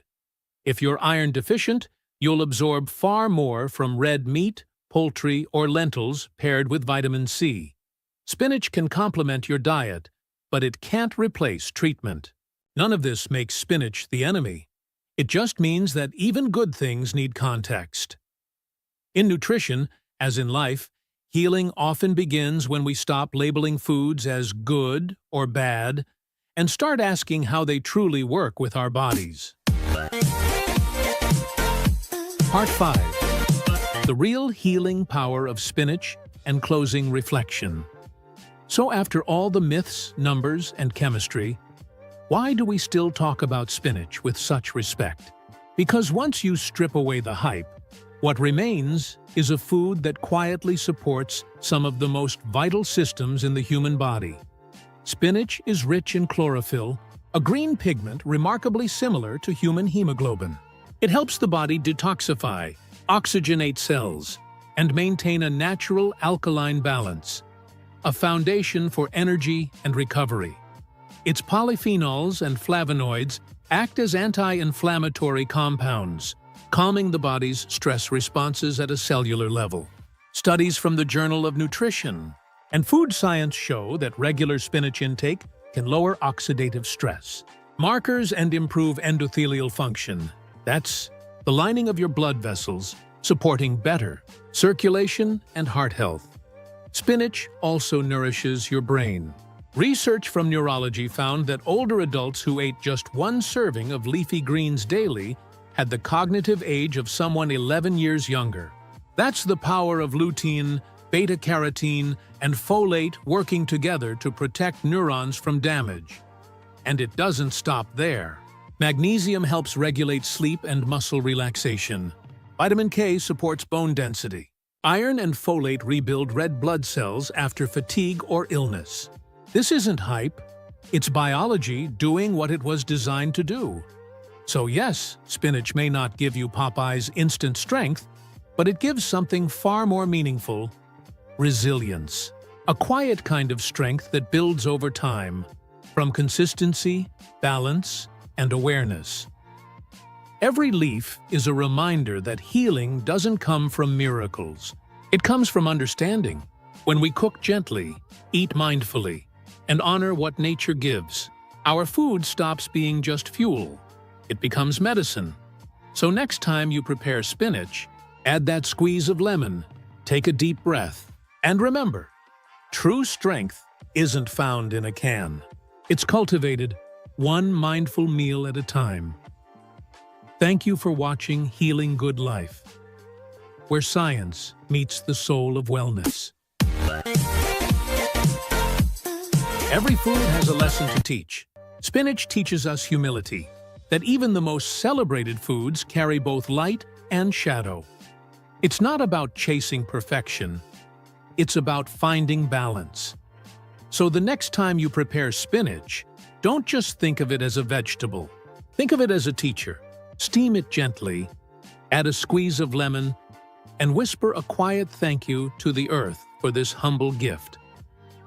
Don't forget to subscribe to Healing Good Life for more gentle truths, mindful eating tips, and stories that help you heal from the inside out. Have you ever wondered what if the secret to staying young wasn't hidden in a laboratory, but blooming quietly in a fragile purple flower? Each autumn, for only 2 short weeks, fields in Persia and Kashmir come alive, blanketed in delicate lilac petals. And at the heart of every flower lie 3 tiny crimson threads, hand-picked at dawn, dried with care, and treasured for over 3,000 years. They call it saffron, the red gold of the ancient world. But to those who worked the land, it was never about luxury or wealth. It was about life itself: color, warmth, vitality. Across ancient civilizations, Persian, Greek, Indian, saffron was more than a spice. It was a symbol of renewal, a healer of the body and the spirit. Priests burned it in temples as incense for the divine. Mothers steeped it in milk to soothe the weary. Artists and poets wrote of its glow, calling it the sunlight of the soul. Even today, when you hold a single thread of saffron, you're holding centuries of patience, care, and quiet wisdom. It takes nearly 75,000 flowers to make just 1 single pound of saffron. And yet, inside that pound lies enough energy to color thousands of meals and brighten countless hearts. What is it about this humble thread that continues to captivate humanity? Why has it remained cherished through empires, dynasties, and generations? Perhaps because saffron carries something timeless, a memory of balance, a reminder that nature's power is often hidden in the smallest, most fragile forms. Today, we'll journey beyond its beauty and legend. We'll explore what modern science is now discovering about saffron's astonishing chemistry, its power to protect our cells, lift our mood, and keep our minds youthful and bright.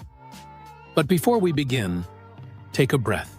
Look at the warm light in your cup, and remember, you're not just watching a story about a spice. You're witnessing the golden thread that connects ancient wisdom to modern healing.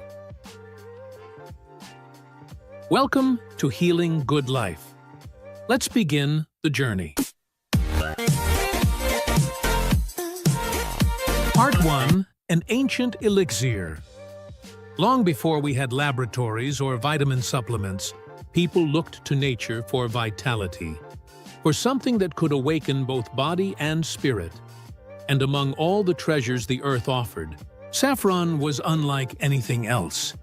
Its story begins over 3,000 years ago, in the golden valleys of Persia and the high plains of Kashmir. There, farmers would wake before dawn, their hands cold from the mountain air, to harvest the purple blossoms of the crocus sativus. Each flower offered only 3 crimson threads, and by midday, when the sun rose too high, the petals would close. The chance was gone. It was an act of devotion, not just labor. To gather saffron was to understand patience, precision, and respect. Ancient healers believed saffron carried the warmth of the sun itself. They brewed it into tonics to strengthen the heart, used it to lift sadness and calm anxiety. It was said that even just the scent of saffron could brighten a heavy mind. In Ayurvedic medicine, saffron was known as Kesar, a symbol of purity, radiance, and divine energy. It was believed to ignite the inner fire, balancing emotion and metabolism alike.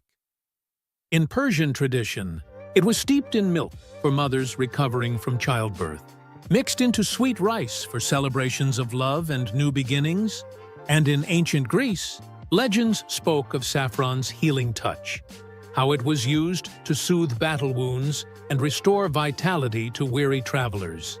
The poet Homer even described saffron dawns that spread warmth over the sleeping earth. Every civilization found a way to weave saffron into both medicine and meaning. It became a bridge between body and soul, a reminder that health was never just physical. It was emotional, spiritual, energetic. But as centuries passed, modern life began to lose touch with that rhythm. We learned to measure nutrients and molecules, but forgot the art of slowing down. And yet, saffron remains, a humble survivor of both time and technology.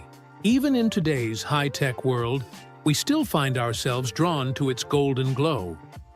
Perhaps because it whispers something we've forgotten, that true healing begins not with rushing, but with reverence, with noticing, with gratitude for what's small, rare, and alive. So as we move from myth to modernity, let's look at what science now says about this ancient elixir, and how those golden threads might help us not just live longer, but live younger. Part 2. Saffron's Chemical Blueprint. For centuries, saffron was known for what it did, but not for why it worked. Its beauty was intuitive, its effect undeniable. But now, science is beginning to catch up with what ancient healers already sensed. Inside every delicate red thread lies a universe of chemistry, a living code of color, fragrance, and healing. The first is crocin, the compound that gives saffron its deep, golden hue. Crocin is a powerful antioxidant, meaning it protects our cells from oxidative stress, the same process that causes aging, fatigue, and cellular decay. It helps the body clear away unstable molecules called free radicals, which silently damage tissues over time. Think of it as a guardian of your inner glow. Then there is saffronal, the aromatic oil that gives saffron its warm, honey-like scent. Beyond fragrance, saffronal works within the nervous system. helping balance serotonin and dopamine, the messengers of joy, calm, and motivation. Modern studies suggest that even small amounts can support emotional stability and ease the fatigue that so often comes with stress. And finally, picrocrosin, the compound behind saffron's subtle bitterness. It may not taste sweet, but it plays an essential role in metabolism and recovery. It helps cells repair themselves after damage and supports the body's natural detox pathways. Together, these three molecules form a kind of symphony of resilience. They don't act like a drug. They harmonize like nature intended. Antioxidant, anti-inflammatory, neuroprotective. In the language of modern biology, this means saffron may slow the shortening of telomeres, those tiny caps at the end of our DNA strands that determine how gracefully our cells age. It may also enhance mitochondrial energy, allowing every cell to function with more vitality and less waste. And in the language of the heart, it means this: saffron helps us feel more alive. It doesn't freeze time. It teaches our cells to age with grace.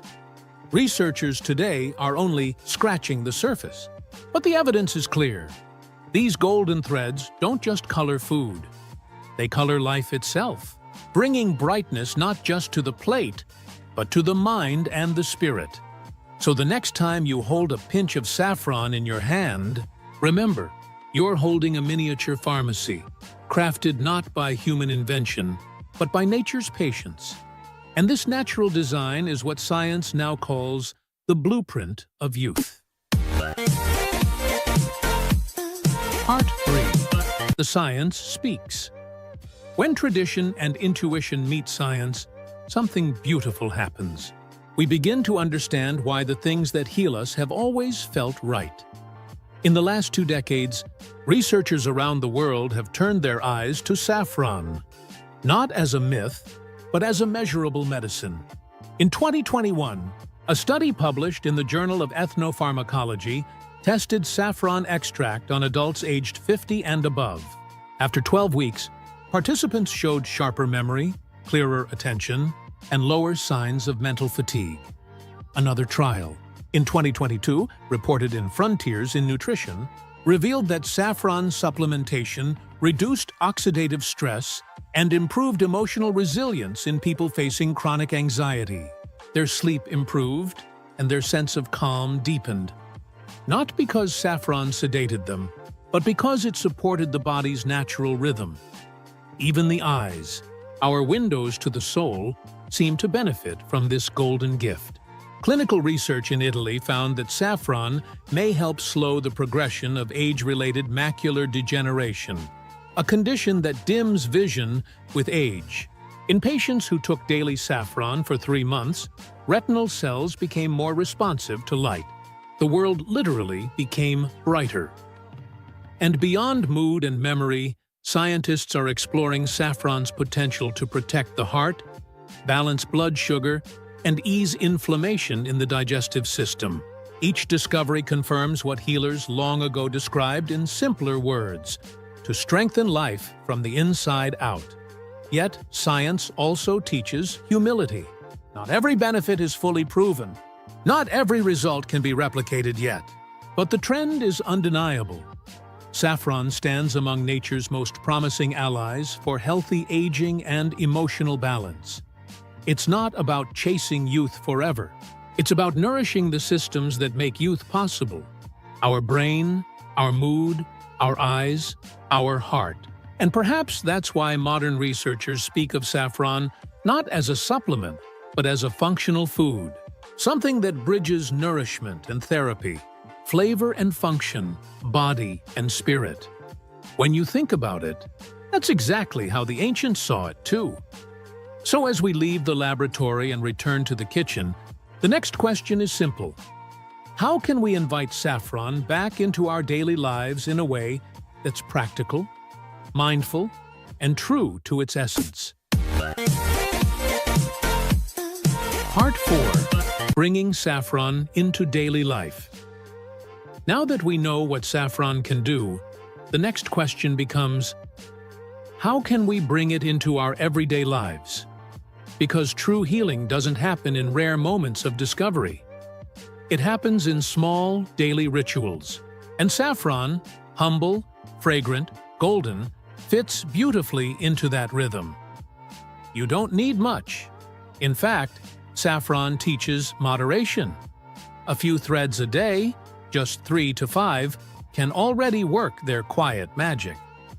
One of the simplest ways is through saffron tea.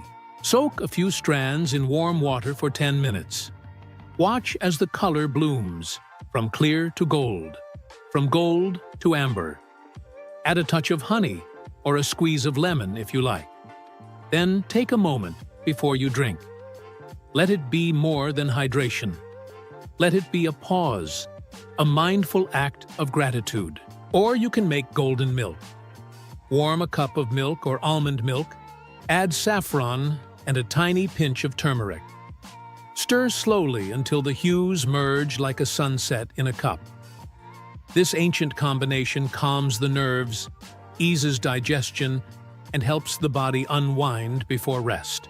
For those who love to cook, add saffron water to your rice, soups, or desserts. Its aroma lifts the mood even before the first bite. And if you prefer supplements, standardized saffron extracts, around 30 to 50 milligrams a day, have been studied for mood and cognitive support. But remember, more isn't better. Saffron is potent. Stay within balance, especially if you're pregnant or taking medication for mood or blood pressure. Always consult your doctor before turning it into a habit. And a small note on quality. True saffron blooms slowly in warm water, its color deepening with patience. If it turns bright red too fast, it's likely synthetic or dyed. Let the thread teach you this simple truth. Authentic things take time.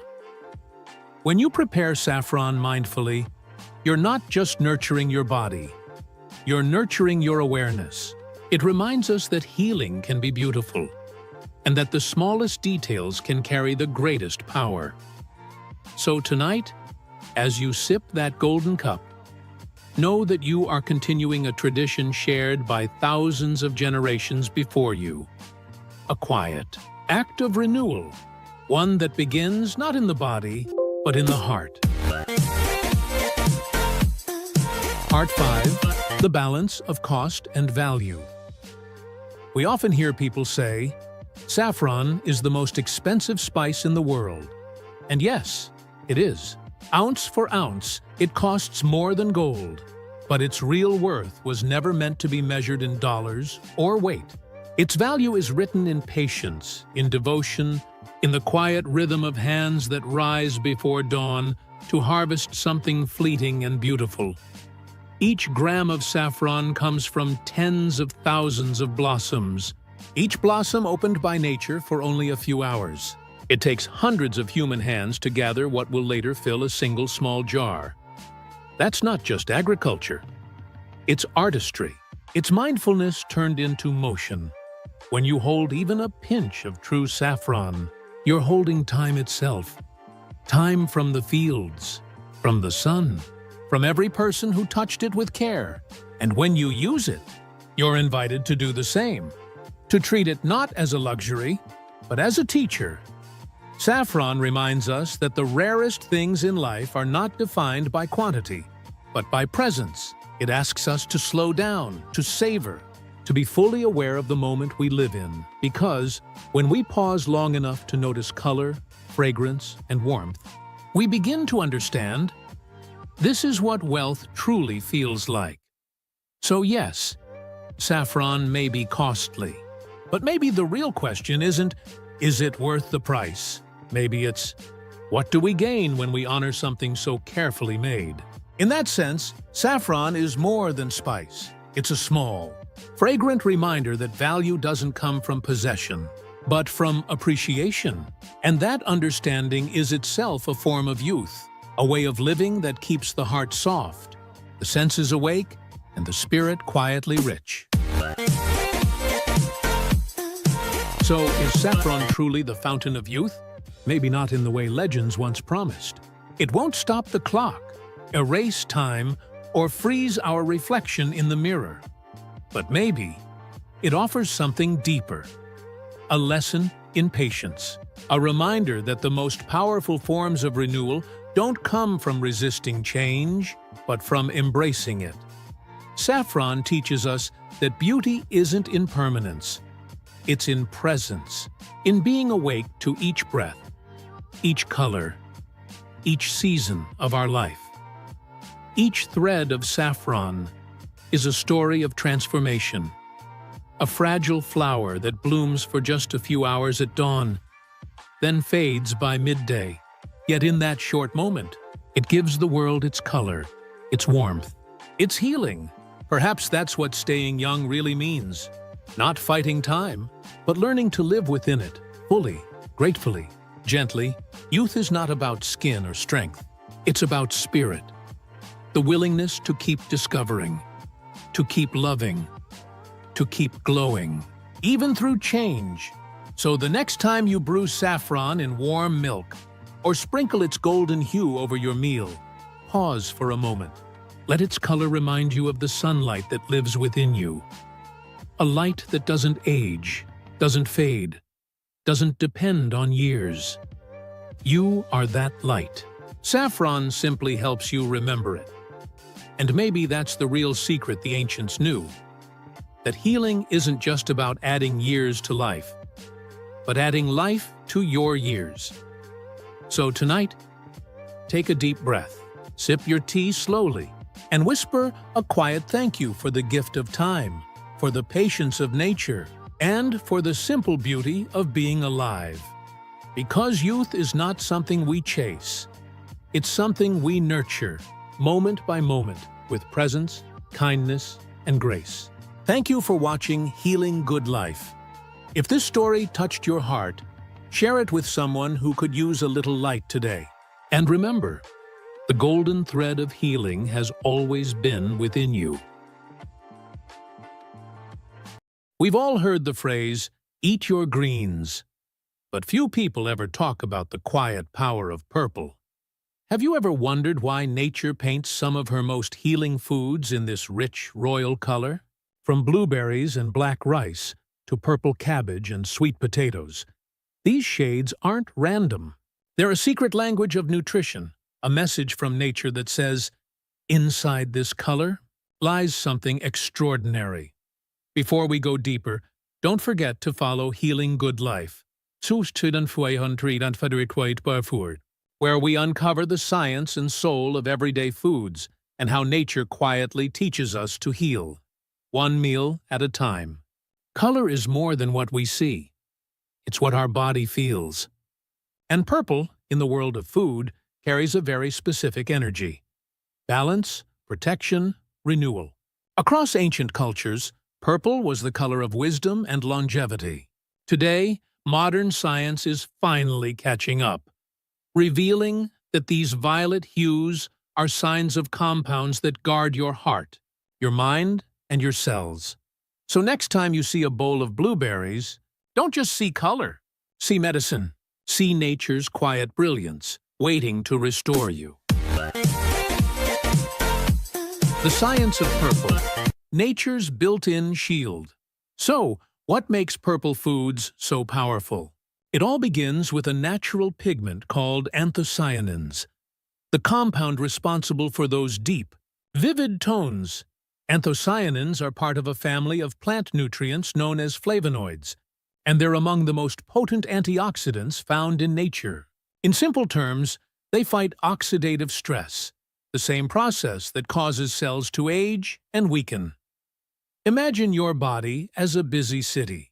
Every second, millions of sparks, called free radicals, are produced by stress, pollution, and even digestion.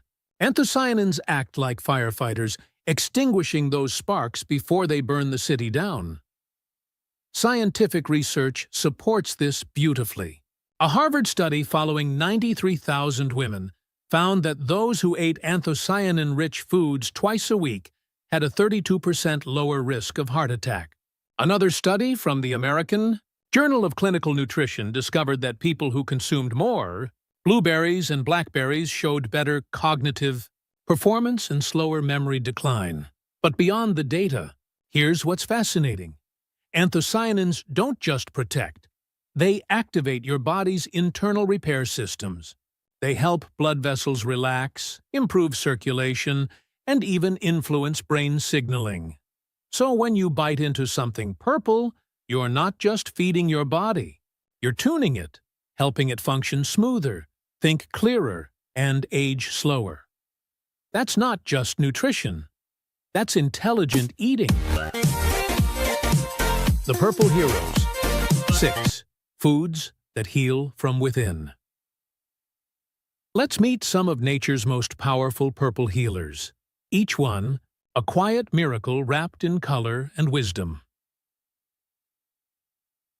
Number 1. Blueberries.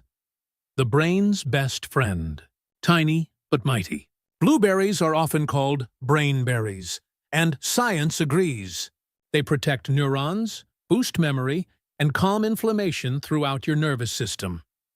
In a 2020 study from the University of Exeter, older adults who drank blueberry juice daily showed improved brain function within just 12 weeks. But beyond numbers, blueberries teach us something simple. Small things, done consistently, change everything. Sprinkle them on your breakfast, and you're not just eating fruit, you're feeding focus, joy, and mental clarity. Number 2. Purple sweet potatoes, the Okinawan secret. In Okinawa, Japan, home to some of the longest-living people on Earth, purple sweet potatoes, or imo, are eaten almost every day. Rich in anthocyanins and resistant starch, they balance blood sugar, nurture your gut, and fuel your body gently for hours. These roots aren't just food, they're tradition. Elders say they ground the spirit, steam them, roast them, or blend them into soup. Each bite carries the wisdom of generations who lived long, calm, and content. Number 3. Black rice, the emperor's grain. In ancient China, black rice was once reserved only for emperors. They called it the forbidden rice. Deep, glossy, and rich in antioxidants, it supports liver detox, strengthens the blood, and offers iron and fiber in every serving. 1 cup of black rice is more than nourishment. It's history, a royal reminder that real luxury doesn't come from gold, but from grains that heal. Number 4. Purple cabbage, the gentle cleanser. Bright, crunchy, and full of life. Purple cabbage is one of nature's best natural cleansers. Its compounds help reduce inflammation, fight toxins, and even protect against certain cancers. Just 1 cup gives you over half your daily vitamin C. Toss it into salads, wraps, or ferment it into vibrant kimchi, and let its color remind you. Healing can be simple, joyful, and beautiful. Number 5. Purple grapes, the longevity jewel. Plump, sweet, and full of energy. Purple grapes are nature's tiny longevity capsules. They contain resveratrol, a plant compound known to protect your heart, your skin, and even your mind. In every grape, Adrain, Tardi, there's a message from nature. Take care of your heart. It's the rhythm of your life. Eat them fresh, freeze them for snacks, or sip on grape juice with no added sugar. Every sip is a toast to youth that lasts from the inside out. Number 6. Eggplant, the protector. Don't peel off that glossy skin. That's where the anthocyanins live. Eggplants help regulate cholesterol, protect cell membranes, and support healthy circulation. When roasted or grilled, they become soft and smoky, a perfect balance between comfort and nourishment. Add them to your meals as a reminder. Strength doesn't have to be loud. Sometimes it's quiet, purple, and deeply grounding. Each of these foods carries a story of soil, sunlight, and survival. And when you eat them, that story becomes part of you. They're not just ingredients, They're allies, gifts from nature, teaching us that color isn't decoration. It's information, it's healing, it's life. The color connection. Science meets spirit. Purple isn't just a color. It's a frequency, a vibration that touches both body and soul. In color psychology, purple represents wisdom, calm, and healing. It lives between blue and red, between the cool stillness of peace and the warm pulse of energy, just like the balance your body quietly craves every day. In ancient traditions, this connection runs deep. In Ayurveda, purple foods align with the crown chakra, the energy center of clarity, awareness, and spiritual connection. When you eat them, you're not just feeding your body. You're reminding your spirit to come home, to slow down, breathe, and reconnect with purpose. Science has its own language for this same truth. Studies in color therapy and visual neuroscience show that simply looking at shades of violet can lower blood pressure, reduce stress hormones, and ease anxious thoughts. Your eyes send a gentle signal to your brain, and your body listens. Heart rate softens, muscles release, breathing slows. That's the quiet magic of purple at work. So when you prepare a meal full of color, you're not just nourishing your organs, you're rebalancing your entire system. You're turning food into communication, a dialogue between your mind, your cells, and the earth that sustains you. Because food isn't just fuel, it's language. And purple? Purple is nature's whisper that says, breathe, heal, begin again. How to add purple to your plate. Practical guide. The beauty of this journey is that you don't have to change everything overnight. Healing happens through small, mindful choices. One meal, one color at a time. Let's start simple. Morning. Begin your day with color and calm. Add a handful of blueberries, blackberries, or purple grapes into your smoothie. Top your oatmeal with diced plums or steamed purple sweet potatoes. Sweet, earthy, and full of natural energy. Each bite reminds your body that nourishment can be gentle. Midday and lunch. Add shredded purple cabbage to your wrap, salad, or soup. Its crunch isn't just texture, it's vitality. Swap white rice for black rice once or twice a week. It's not only beautiful, it supports liver detox and lasting energy. Let your plate look alive. Color is nature's signal of nutrients. Dinner. End your day with warmth and grounding. Roast purple sweet potatoes with olive oil and rosemary. Their aroma alone begins to relax the nervous system. Grill eggplant. Slices brushed with garlic and herbs. Simple, yet deeply satisfying for your heart and your senses. Drinks and rituals. Infuse your water with frozen berries for a subtle tint and antioxidants. Or try purple corn tea, a traditional Peruvian drink known to reduce inflammation and support circulation. Let it become your evening ritual, a cup of calm before rest. Remember, it's not about perfection. It's about color diversity, about listening to what your body needs. Every shade nourishes a different part of you. Green cleanses, orange energizes, red strengthens, and purple. Purple restores balance and peace. Eat with presence. Eat with gratitude. Because every color you welcome to your plate is another way of saying, I choose healing. The color of longevity. When you think of superfoods, you might imagine something exotic, expensive, or hard to find. But often, the most powerful healers are the simplest, sitting quietly in your local market, shining in shades of violet and indigo.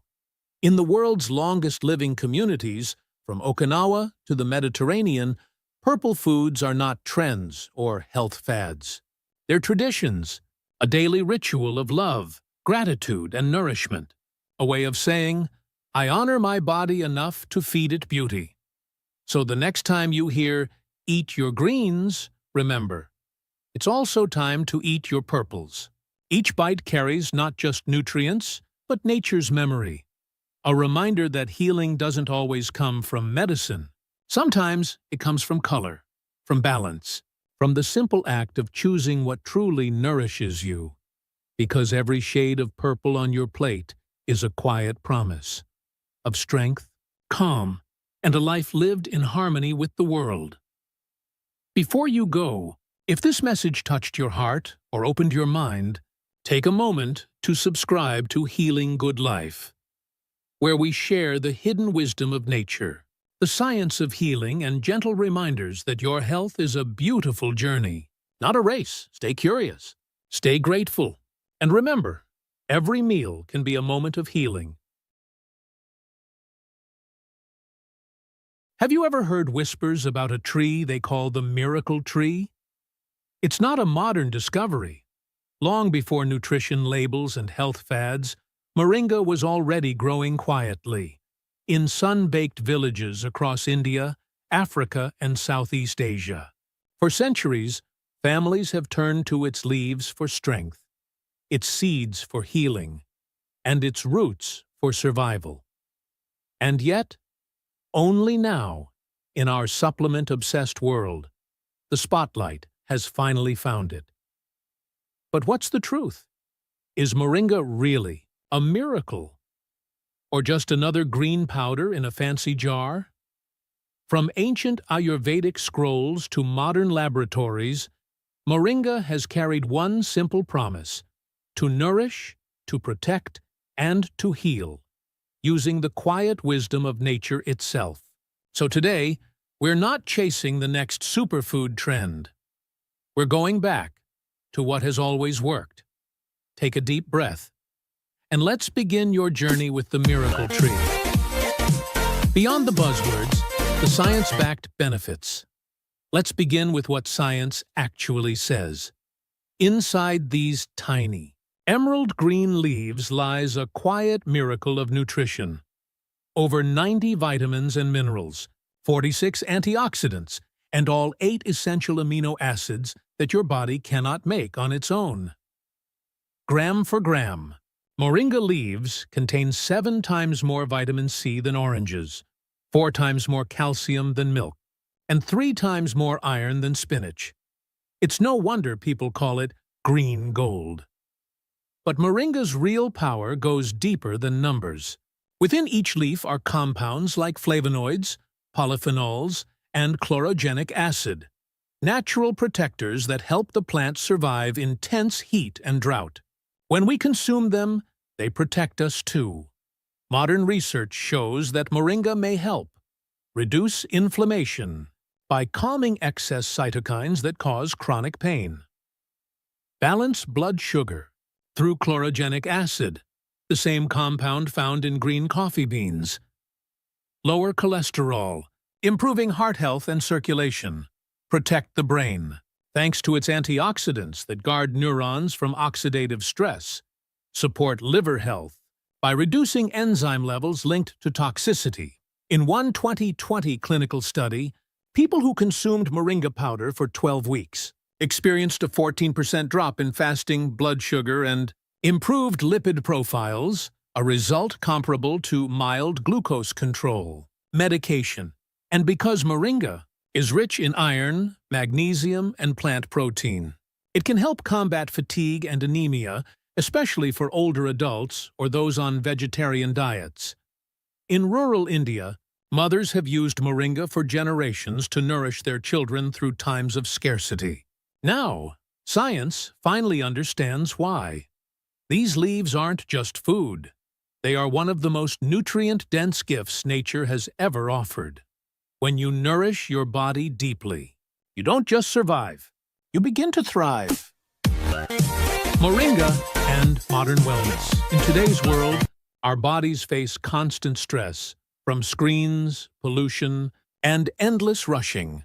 Moringa acts as a gentle adaptogen, helping your body adapt to stress and restore inner balance. Its magnesium and amino acids naturally support better sleep and calmer moods, while its antioxidants help your cells recover from fatigue and mental fog. It also supports immunity, thanks to compounds like quercetin and beta-sitosterol, which reduce oxidative stress and enhance white blood cell response. And the benefits go skin-deep too. The same phytonutrients that protect moringa leaves from harsh sunlight help your skin resist premature aging, fine lines, and dullness, promoting a natural glow from within. This is not a miracle in a capsule. It's nature's way of gently restoring balance. One cell, one breath, one day at a time. Practical power-ups, bringing moringa into daily life. So how can you bring this miracle tree into your daily life without turning it into another health chore? The answer is simple and gentle. Start small. Add half a teaspoon of moringa powder to your morning smoothie or oatmeal. Sprinkle it over a salad, or brew it into a warm, earthy green tea in the afternoon. Its flavor is mild, a little grassy, a little like matcha. But when blended right, it feels grounding and pure. And unlike coffee, moringa gives you calm, steady energy. No jitters, no crash, just quiet focus. If you love skincare, you'll be glad to know moringa oil is rich in oleic acid, a natural moisturizer that softens fine lines and restores elasticity. After a few weeks of daily use, many people notice clearer skin, smoother digestion, and a calm, centered energy throughout the day. Some even report fewer sugar cravings, because moringa's minerals help stabilize insulin response, helping you eat more mindfully and less impulsively. But here's the truth. Moringa isn't a magic pill. It won't detox your body overnight, and it can't replace a balanced meal. Instead, think of it as a way to bring back what modern life has slowly taken away. Real, plant-based nourishment, a quiet reset. A gentle tune-up that builds resilience over time. A few mindful notes. If you're pregnant, nursing, or taking medication for blood sugar or blood pressure, check with your doctor before using moringa regularly. It's powerful, but every body is beautifully unique. Moringa's global footprint, from soil to soul. The story of moringa isn't just about nutrition. It's about transformation. Across Africa and Asia, moringa trees are breathing life back into lands once silenced by drought. They grow fast, even in the poorest soils, and every part of the tree has a purpose. The leaf, the seed, the pod, the root. In small villages across Kenya, women's cooperatives plant moringa to feed local schools and to build steady income for their families.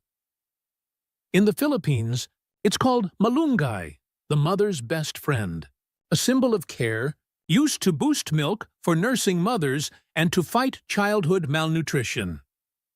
The United Nations once called moringa the tree of the century, a sustainable answer to hunger and micronutrient deficiency. Its leaves can be dried and stored for months without losing nutrition. A lifeline in regions where fresh vegetables are rare, and moringa's healing doesn't stop with people. It heals the planet too. These resilient trees restore soil fertility, capture carbon, and help reverse desertification, turning barren earth into green, living oases. Every tree planted is a quiet act of hope. Every harvest, a story of resilience. So when you choose consciously sourced moringa, you're not just caring for your own body. You're supporting farmers, ecosystems, and generations to come. Because healing is never a solo act. It's a ripple from soil to soul. Your moringa journey. A mindful approach to healing. Now that you know what moringa can do, let's talk about something even more important. How to listen to it. Because healing isn't about doing more. It's about noticing more. about reconnecting with what your body has been whispering all along. Start small, just 1 teaspoon a day. Notice how your energy shifts, how your digestion feels, how your skin, your focus, your mood begin to respond. If you've been living on fast, processed food, moringa may feel like a quiet awakening, a gentle reminder of balance your body has long been waiting for. And remember, moringa isn't a cure. It isn't here to replace healthy living. It's here to walk beside it. Think of moringa as a wise companion, a teacher from nature, reminding you to slow down, to breathe, and to nourish yourself deeply. Pair it with whole foods. Drink clean water. Move your body. Rest when you need to. That's when the real magic begins.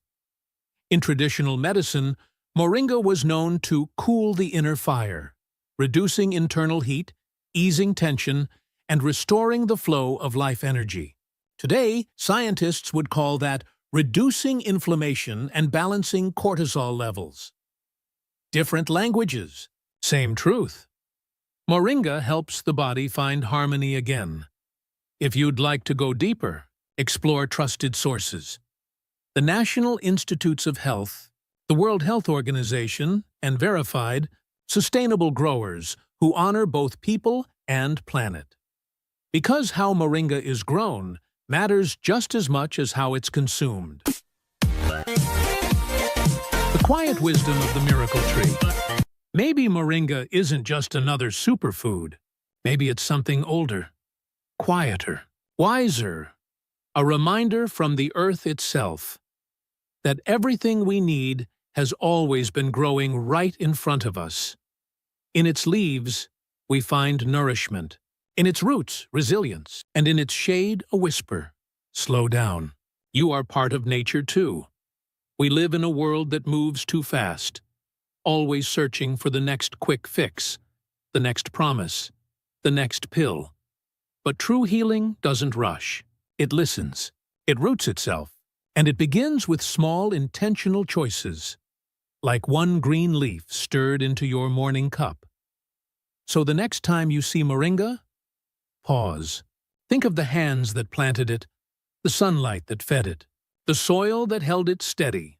And remember, every act of nourishment is also an act of gratitude. When you care for your body, you care for the earth that sustains it. When you choose consciously, you become part of the healing cycle itself. Thank you for joining us on this journey through nature's quiet miracle. If this story touched your heart, subscribe to Healing Good Life, where science meets the soul, and every leaf has a lesson to teach. You love ginger, in your stir-fry, in your morning smoothie, maybe in that spicy ginger shot from your local juice bar. It's warm, it's comforting, it wakes you up. And for thousands of years, this golden root has been more than food.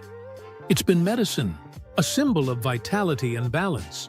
From ancient Chinese healers to modern nutritionists, ginger has been praised for its power to calm inflammation, ease nausea, fight colds, and warm the heart from the inside out. But here's something most people don't realize. Even the healthiest things can become harmful when we overdo them, because there's a fine line between healing and overheating. Think about it. You start drinking ginger tea every morning, add a few slices to every meal, and maybe take those extra-strength ginger capsules because you heard it's good. Then, suddenly, your stomach burns. Your heart races and your body feels off. What happened? You didn't do anything wrong. You simply crossed the invisible line where your body's balance tips. That's what this video is about. Understanding that fine line and learning how to stay on the side of harmony. So today, let's slow down. Let's listen to what your body might be trying to tell you.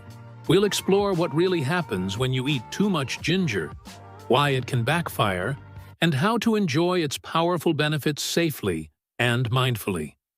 This isn't about fear, it's about awareness, because true healing begins with listening. Part 1. The science behind ginger's power.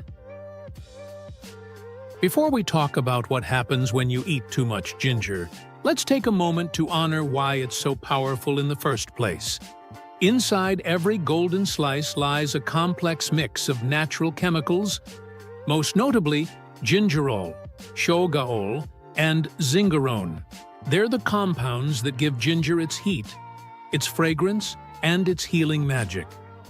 When you drink a cup of ginger tea, these compounds move through your bloodstream like tiny messengers. They help calm inflammation, ease pain, and support digestion. They even protect your cells from oxidative stress, the kind of internal rust that speeds up aging and disease. Modern research has started to catch up with ancient wisdom. A 2020 study published in the Journal of Nutrition and Metabolism found that ginger helped lower markers of inflammation in people with chronic pain. Another small clinical trial in the US suggested that daily ginger consumption could improve circulation and reduce muscle soreness after exercise. So, yes, ginger truly is a healing food. That's why you'll find it in cold-pressed juices, wellness shots, and even trendy coffeehouse lattes across America. But here's the catch.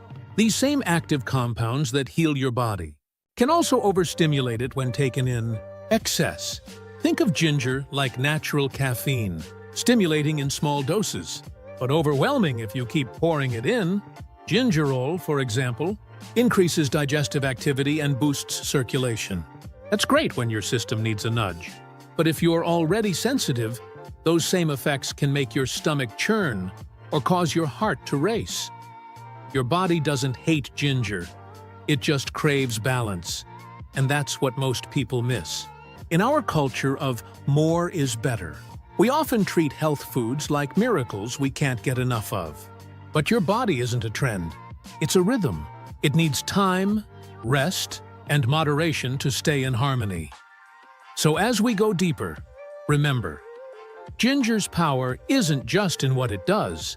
It's in how much and how often you use it. Part 2.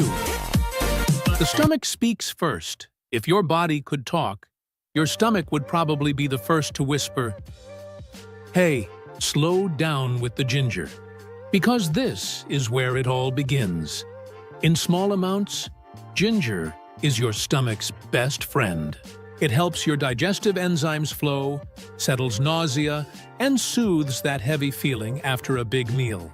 That's why many people in the US sip ginger tea after a rich dinner or a long flight. It feels warm, cleansing, grounding. But when you take too much, that same warmth can turn into fire. Here's why. Ginger stimulates your stomach to produce more acid, which helps you digest food faster. But if your stomach is empty, or if you've been drinking concentrated ginger shots every morning, that extra acid has nothing to work on. It begins to irritate the lining of your stomach instead. At first, it feels like a gentle burn, a warmth rising behind the chest. Then it becomes more uncomfortable. Bloating, gas, cramps, or even that familiar sour taste creeping up your throat. Doctors call it acid reflux. Some nutritionists even refer to it as ginger reflux. It's not dangerous, but it's your body saying, enough. And here's the ironic part. Many people double down. They think, if my stomach hurts, I'll take more ginger tea to fix it. But that only fuels the fire. A study from the American Journal of Gastroenterology noted that ginger can increase gastric motility. Basically, it makes your stomach muscles more active. Great for slow digestion. Not so great if your stomach is already sensitive. So, what's the fix? Simple: timing and balance. If you love your ginger tea, drink it after meals, not on an empty stomach. Add honey or lemon to soften its intensity. And if you're a fan of those strong ginger shots sold at juice bars, try cutting them with warm water or using them every other day. Your stomach isn't weak. It's wise. It's teaching you something beautiful. That comfort, even from a healing root, comes from rhythm, not repetition. Part 3. The blood connection. Now, let's move deeper, from your stomach to your bloodstream. This is where ginger's warmth really begins to show its strength. For centuries, healers believed ginger warmed the blood, helping energy and circulation flow freely through the body. And modern science agrees. Ginger naturally contains compounds called salicylates, the same family of chemicals found in aspirin. They thin the blood slightly, allowing it to move more easily through your veins and arteries. That's one reason your hands or feet may feel warmer after a cup of ginger tea on a cold morning.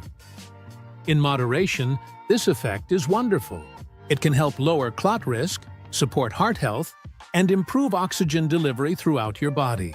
That's why many Americans drink ginger tea during winter, or after long hours sitting at a desk. It gets things moving again. But when you consume too much, that same flow can become too much of a good thing. If your blood becomes overly thin, you might notice small bruises that appear for no reason, gums that bleed easily after brushing, or even prolonged bleeding from minor cuts.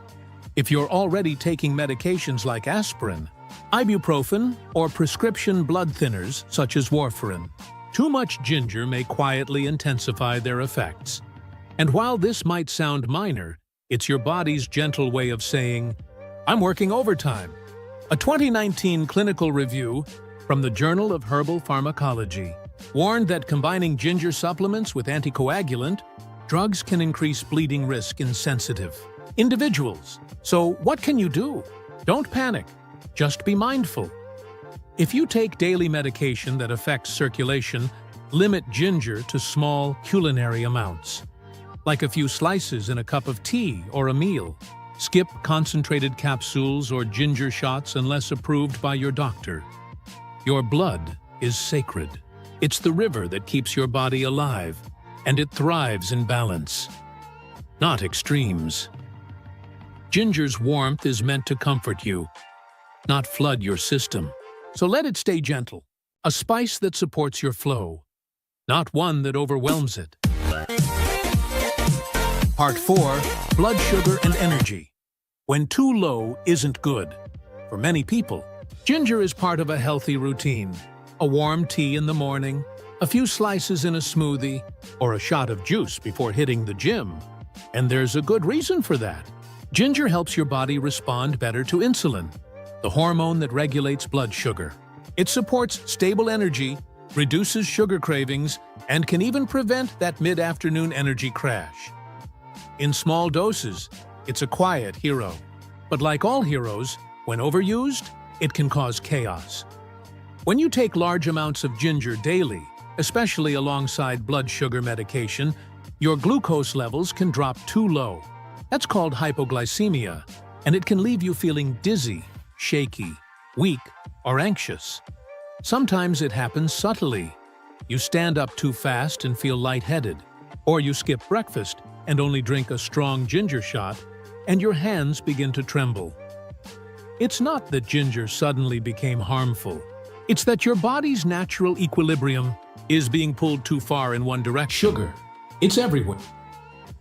Period. 2021 report in the Journal of Complementary Medicine found that participants consuming high doses of ginger extract experienced mild but noticeable decreases in fasting blood glucose levels, especially when combined with diabetes medication. So, if you're diabetic or sensitive to sugar changes, think of ginger as a support, not a solution. You don't need to quit it. You just need to pace it. Try adding your ginger tea after a balanced meal, instead of drinking it first thing in the morning. Pair it with foods that naturally stabilize energy, like oatmeal, yogurt, or nuts. If you ever feel weak or jittery after consuming ginger, don't ignore it. That's your body whispering for gentleness. Energy isn't about constant stimulation. It's about steadiness, like a candle that burns evenly, not one that flares up and burns out. So, The next time you reach for that fiery ginger shot, pause and ask, do I need energy or do I need balance? Your body will always know the answer. Part 5. Your mouth, skin, and nerves.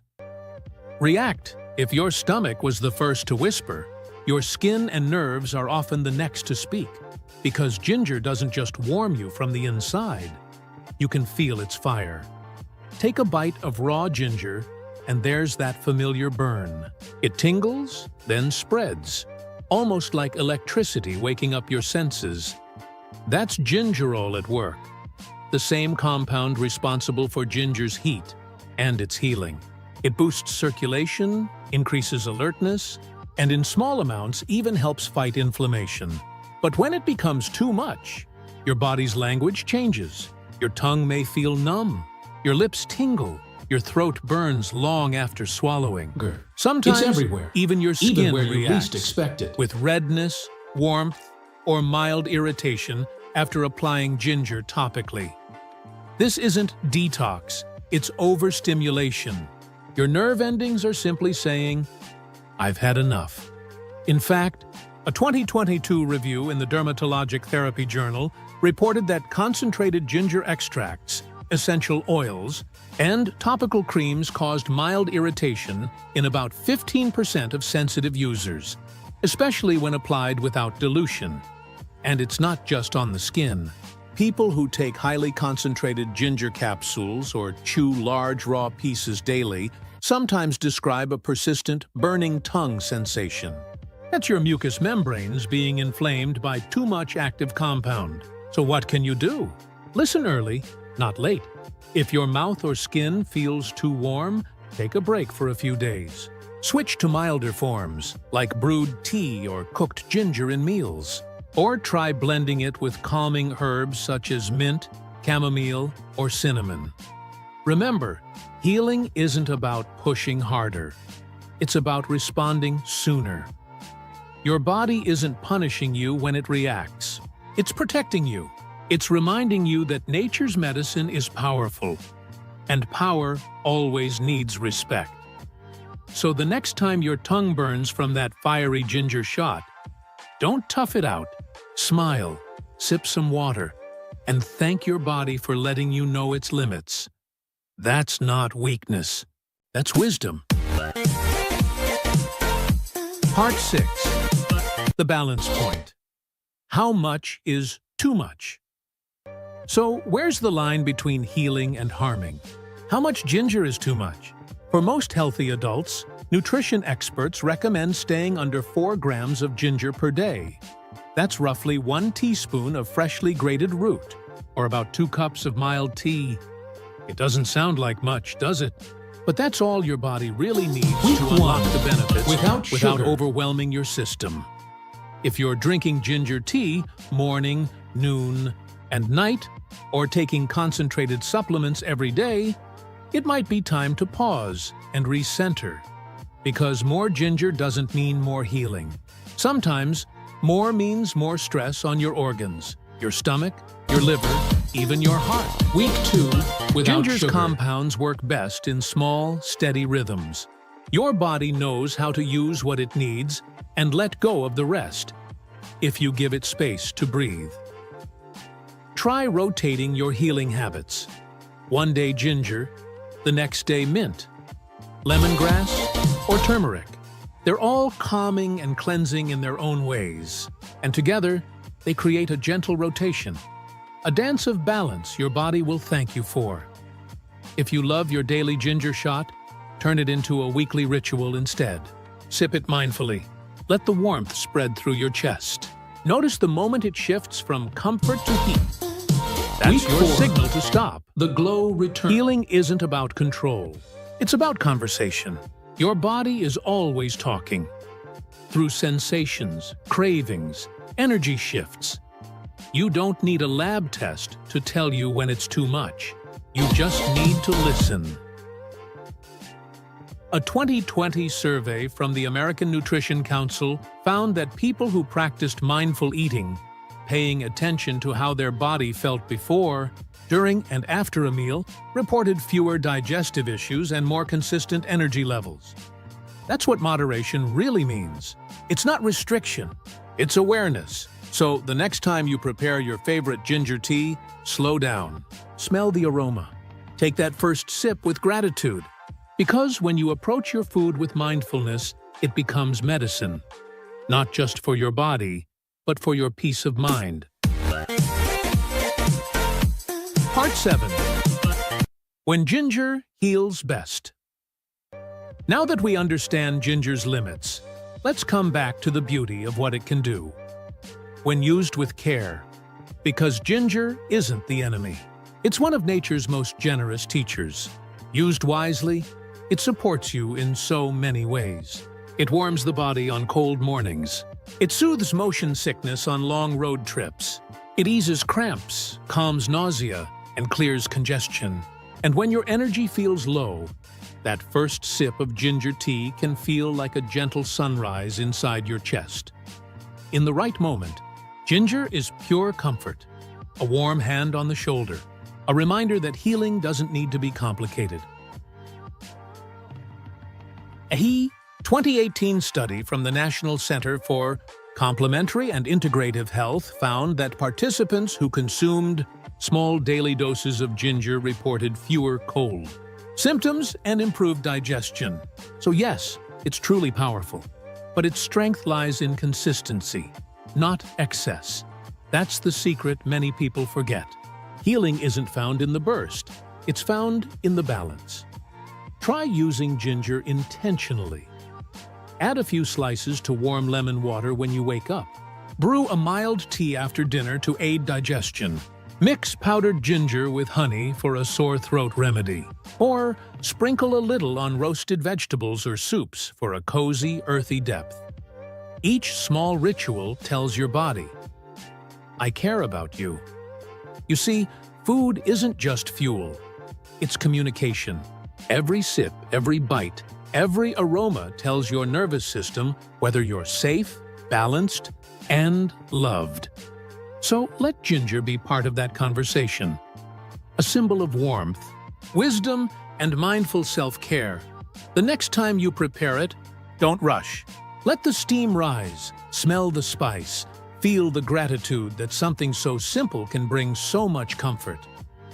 When you meet ginger halfway, not as a cure-all, but as a companion, it becomes what it was always meant to be.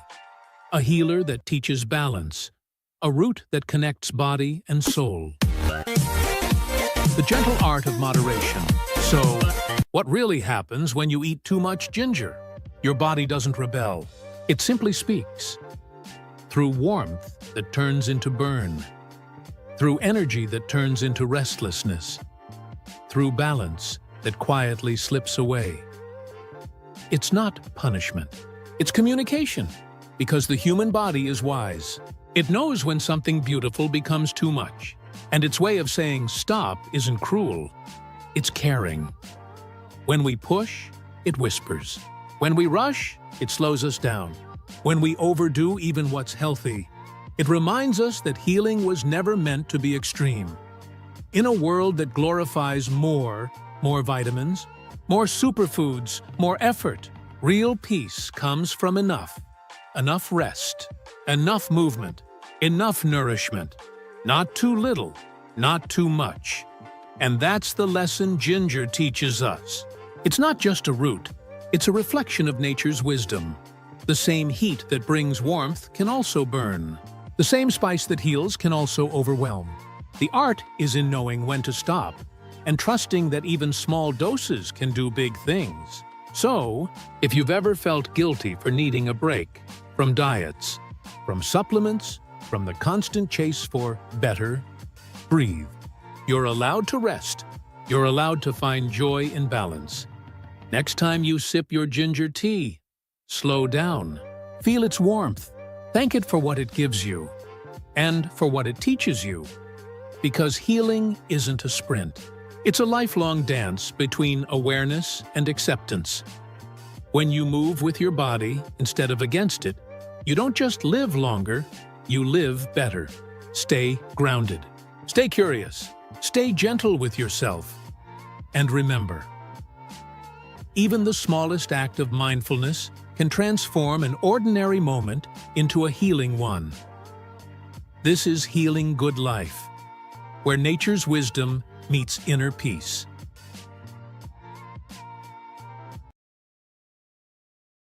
You've probably seen dragon fruit before. That bright pink, exotic fruit that looks almost unreal. Some call it the jewel of the tropics, but most people only see the beauty, not the power that lies within. Behind that soft, sweet taste is one of nature's most underrated healing gifts. It's more than a fruit. It's a quiet healer, helping your gut, your skin, your heart, and even your energy in ways few people realize. Today, we'll uncover how this tropical treasure works deep inside your body. From the science of its vibrant colors to the calm, balanced energy it brings. So, take a deep breath, relax your shoulders, and let's explore how something so simple, so beautiful, can become a key to your healing journey. The science behind the magic. That rich pink or red color isn't just for show. It comes from natural compounds called beta-cyanins, the same pigments that make beets and amaranth so vibrant. These are powerful antioxidants that protect your cells from the wear and tear of time. Every day, your body fights thousands of tiny battles against stress, pollution, toxins, and poor diet. Over time, those battles cause inflammation, the slow, silent process behind aging, fatigue, and chronic disease. Beta-cyanins step in like tiny soldiers. They neutralize free radicals, reduce inflammation, and protect the delicate lining of your blood vessels and organs. And that's just the beginning. Dragon fruit is also rich in vitamin C, which helps your immune system stay strong, your skin stay bright, and your collagen, the foundation of youthful skin, stay firm. But here's something most people don't know. Dragon fruit isn't just about vitamins. It's about balance. Its fiber supports digestion. Its antioxidants protect your heart. And its prebiotics, yes, those special fibers that feed good gut bacteria, help your microbiome flourish. When your gut is healthy, everything else follows. You digest better. You sleep better. Your mood improves. Because your gut isn't just about food, it's your second brain. So, when you nourish your gut with foods like dragon fruit, you're nurturing your emotional well-being too. That's the harmony of science and healing, working quietly, naturally, without you even noticing. Healing benefits for body and mind. Let's look closer at what this fruit really does for you. One part of your body at a time. Number 1. For your gut. Dragon fruit's prebiotic fiber feeds the good bacteria that keep your digestion balanced. Unlike regular fiber, prebiotics don't just pass through you. They become nourishment for your microbiome. That means less bloating, smoother digestion, and a stronger immune system. A healthy gut is the root of all healing. And dragon fruit helps you get there, one bite at a time. Number 2. For hydration and energy. Made of almost 90% water, dragon fruit refreshes and hydrates your body at a cellular level. The natural sugars it contains release energy slowly, helping you avoid the crashes that come with processed sweets. It's the perfect fruit for hot days, after exercise, or anytime your body needs gentle renewal. Number 3. For your heart. Inside those tiny black seeds are omega-3 and omega-6 fatty acids. They may be small, but their benefits are mighty, helping reduce bad cholesterol, lower blood pressure, and protect your arteries from inflammation. A heart nourished by nature beats stronger and lasts longer. Number 4. For your skin. Vitamin C and antioxidants work together to repair and protect your skin. They help fade dark spots, prevent wrinkles, and give you that natural glow. Many people use dragon fruit masks, but the real glow comes when you feed your skin from the inside. When your body is balanced, your skin becomes a mirror of your health. Number 5. For your mind. Here's the healing part we often forget. When your gut and heart are calm, your mind follows.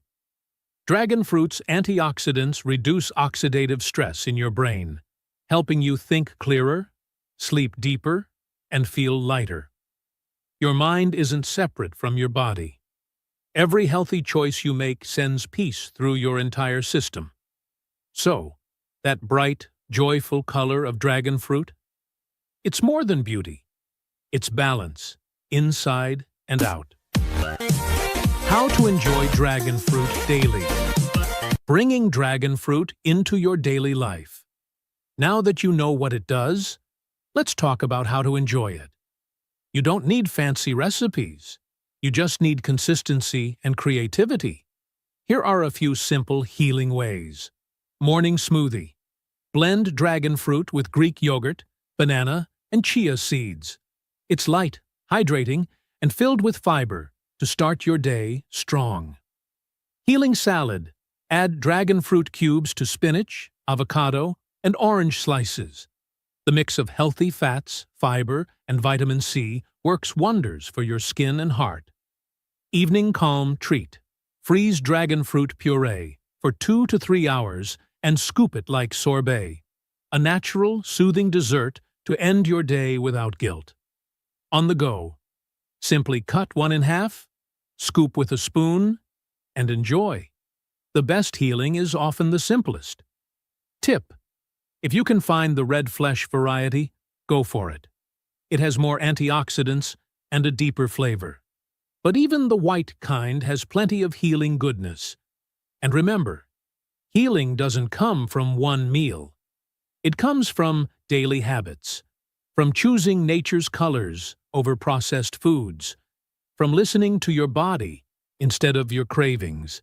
Each time you choose something that nourishes you, you're saying yes to health, to balance, to life.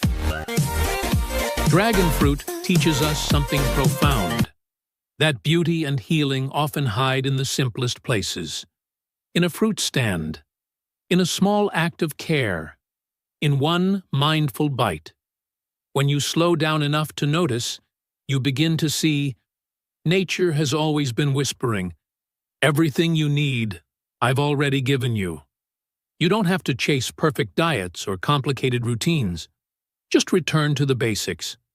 Whole foods, colorful plates, peaceful moments. Every bright fruit, every mindful meal is an invitation to come back home, to balance, to gratitude, to yourself. So next time you see a dragon fruit, don't just think of it as something exotic. See it as a symbol of what your body truly needs: hydration, healing, and harmony. And as you nourish your body, don't forget to feed your soul, too. Healing good life. Nourish your body. Calm your soul. If you love discovering how simple foods can heal your life, subscribe to our channel.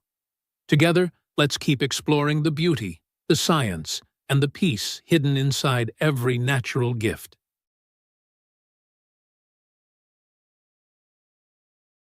Have you ever wondered why some people seem to age beautifully? They still smile with energy, move with grace, and carry peace in their eyes, even at 80, 90, or 100 years old. What's their secret? Is it luck, genetics, expensive supplements, or could it be something far simpler? Something ancient? Long before science started naming vitamins and molecules, our ancestors already knew the power of food. They believed every root, leaf, and seed held life-giving energy, a kind of wisdom written by nature itself. And now, modern research is proving they were right. The secret to living longer and living better may not be in the next innovation, but in rediscovering what's always been here. Welcome to Healing Good Life. Today, let's travel through time and decode the ancient superfoods that helped past civilizations thrive, and learn how their wisdom can transform your modern life, one bite at a time.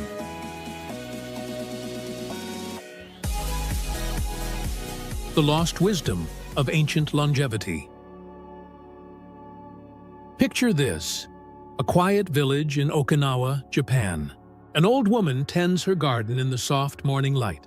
Her hands are weathered, her back slightly bent, but her smile is radiant, her mind sharp.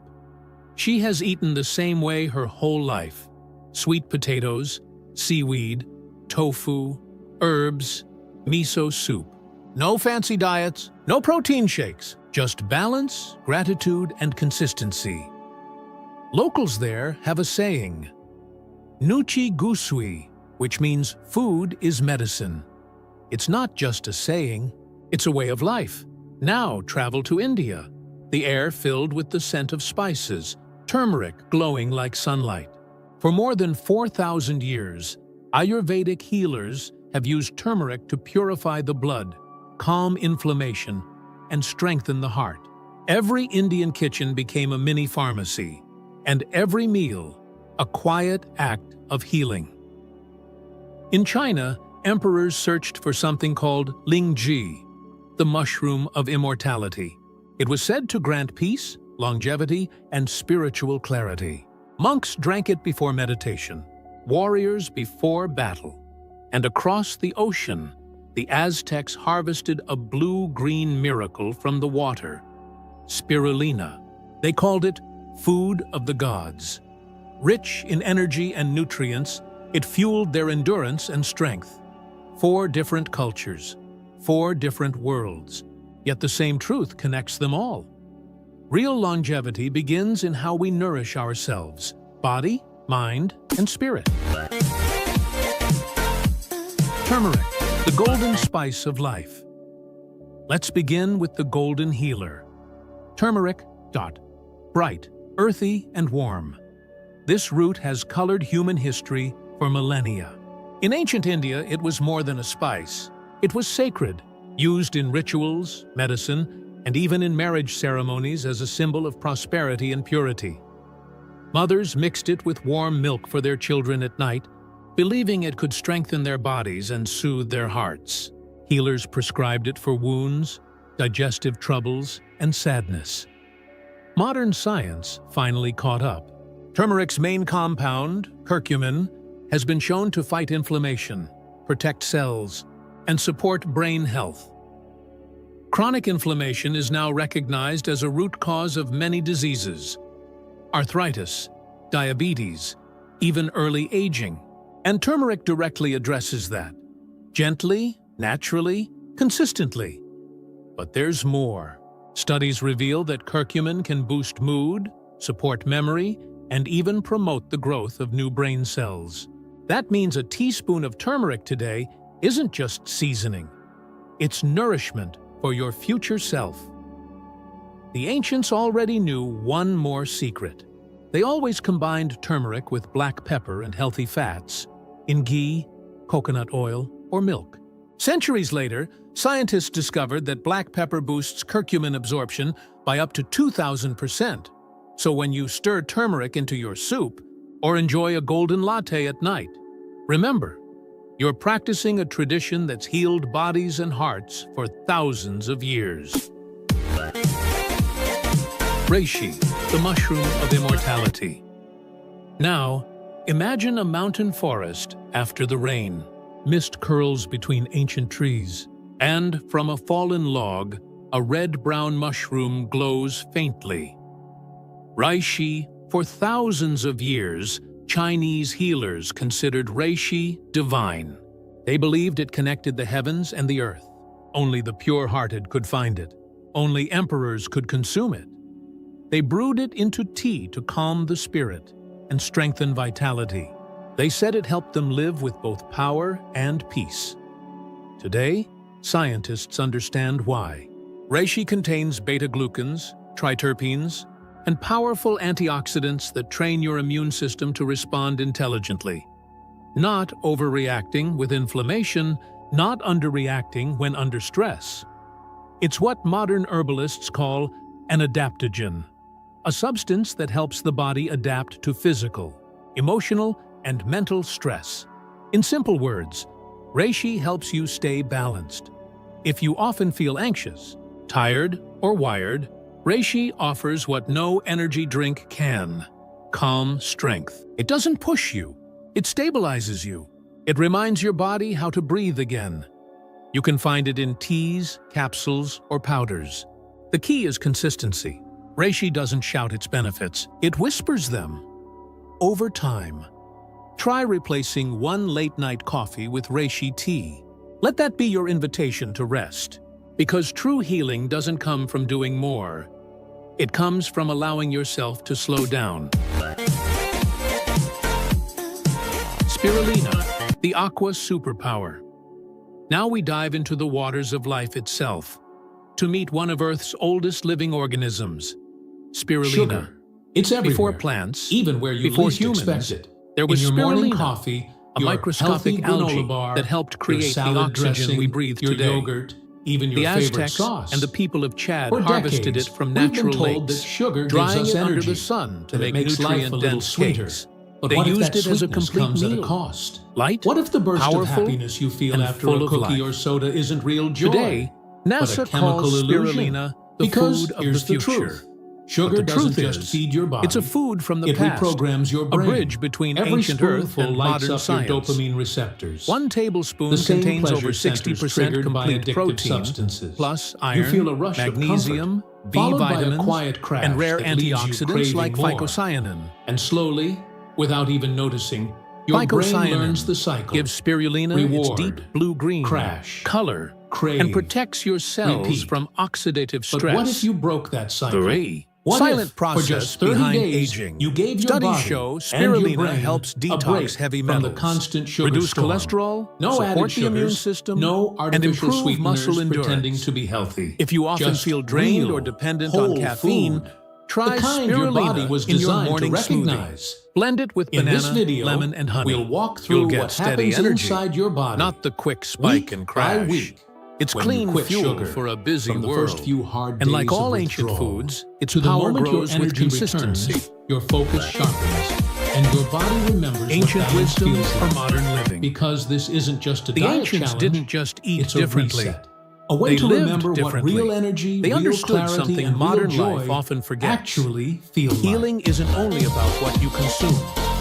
It's about Week how one, you live. without sugar, They honored the the rhythm of nature. withdrawal begins. They rested when the sun set. The first week They is shared the hardest meals slowly, and the most surrounded important, by family. because you're not They just thanked the earth changing what before you eat, eating, you're believing changing how your gratitude brain itself works. improved Sugar digestion. has been your body's favorite Today, shortcut for we years. eat fast, It lights scroll up your faster, brain's reward and wonder centers. why our energy The same feels circuits empty. triggered by Maybe what we're caffeine, missing isn't nicotine, nutrition, and it's even connection. certain drugs. So how do Every we bring bite back of that sweetness connection in a releases modern rush world? of dopamine. It starts with small Your rituals. feel-good Take a deep chemical, breath before you followed eat. by an Feel inevitable appreciation crash. for the food before So you. when you suddenly Choose slowly, stop, taste your brain deeply, doesn't know what and to give do. your body It time to protests. receive. You might feel tired, You'll notice irritable, or anxious. Food feels You different might crave when you sweets eat more with than awareness. ever. Headaches, Your stomach relaxes, brain fog, your mind mood calms, swings, and energy they're not flows signs smoother. of failure.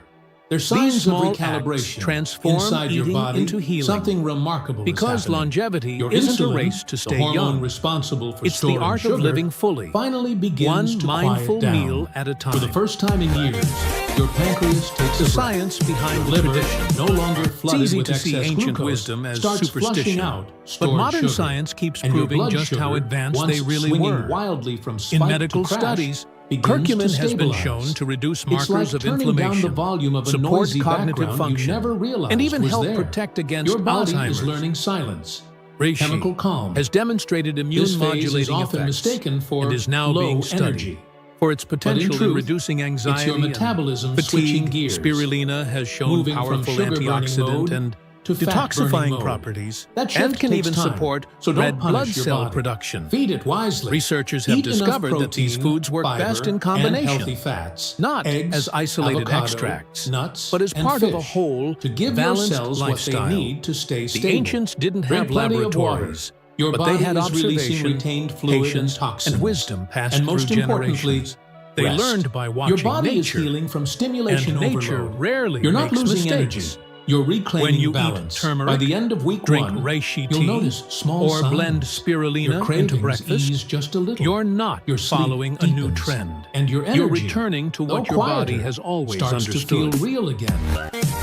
This is the moment Your your body blueprint for begins to ageless remember living. what steady Now let's bring it feels all like. together. Not the sharp If you want highs to and age lows of gracefully, sugar.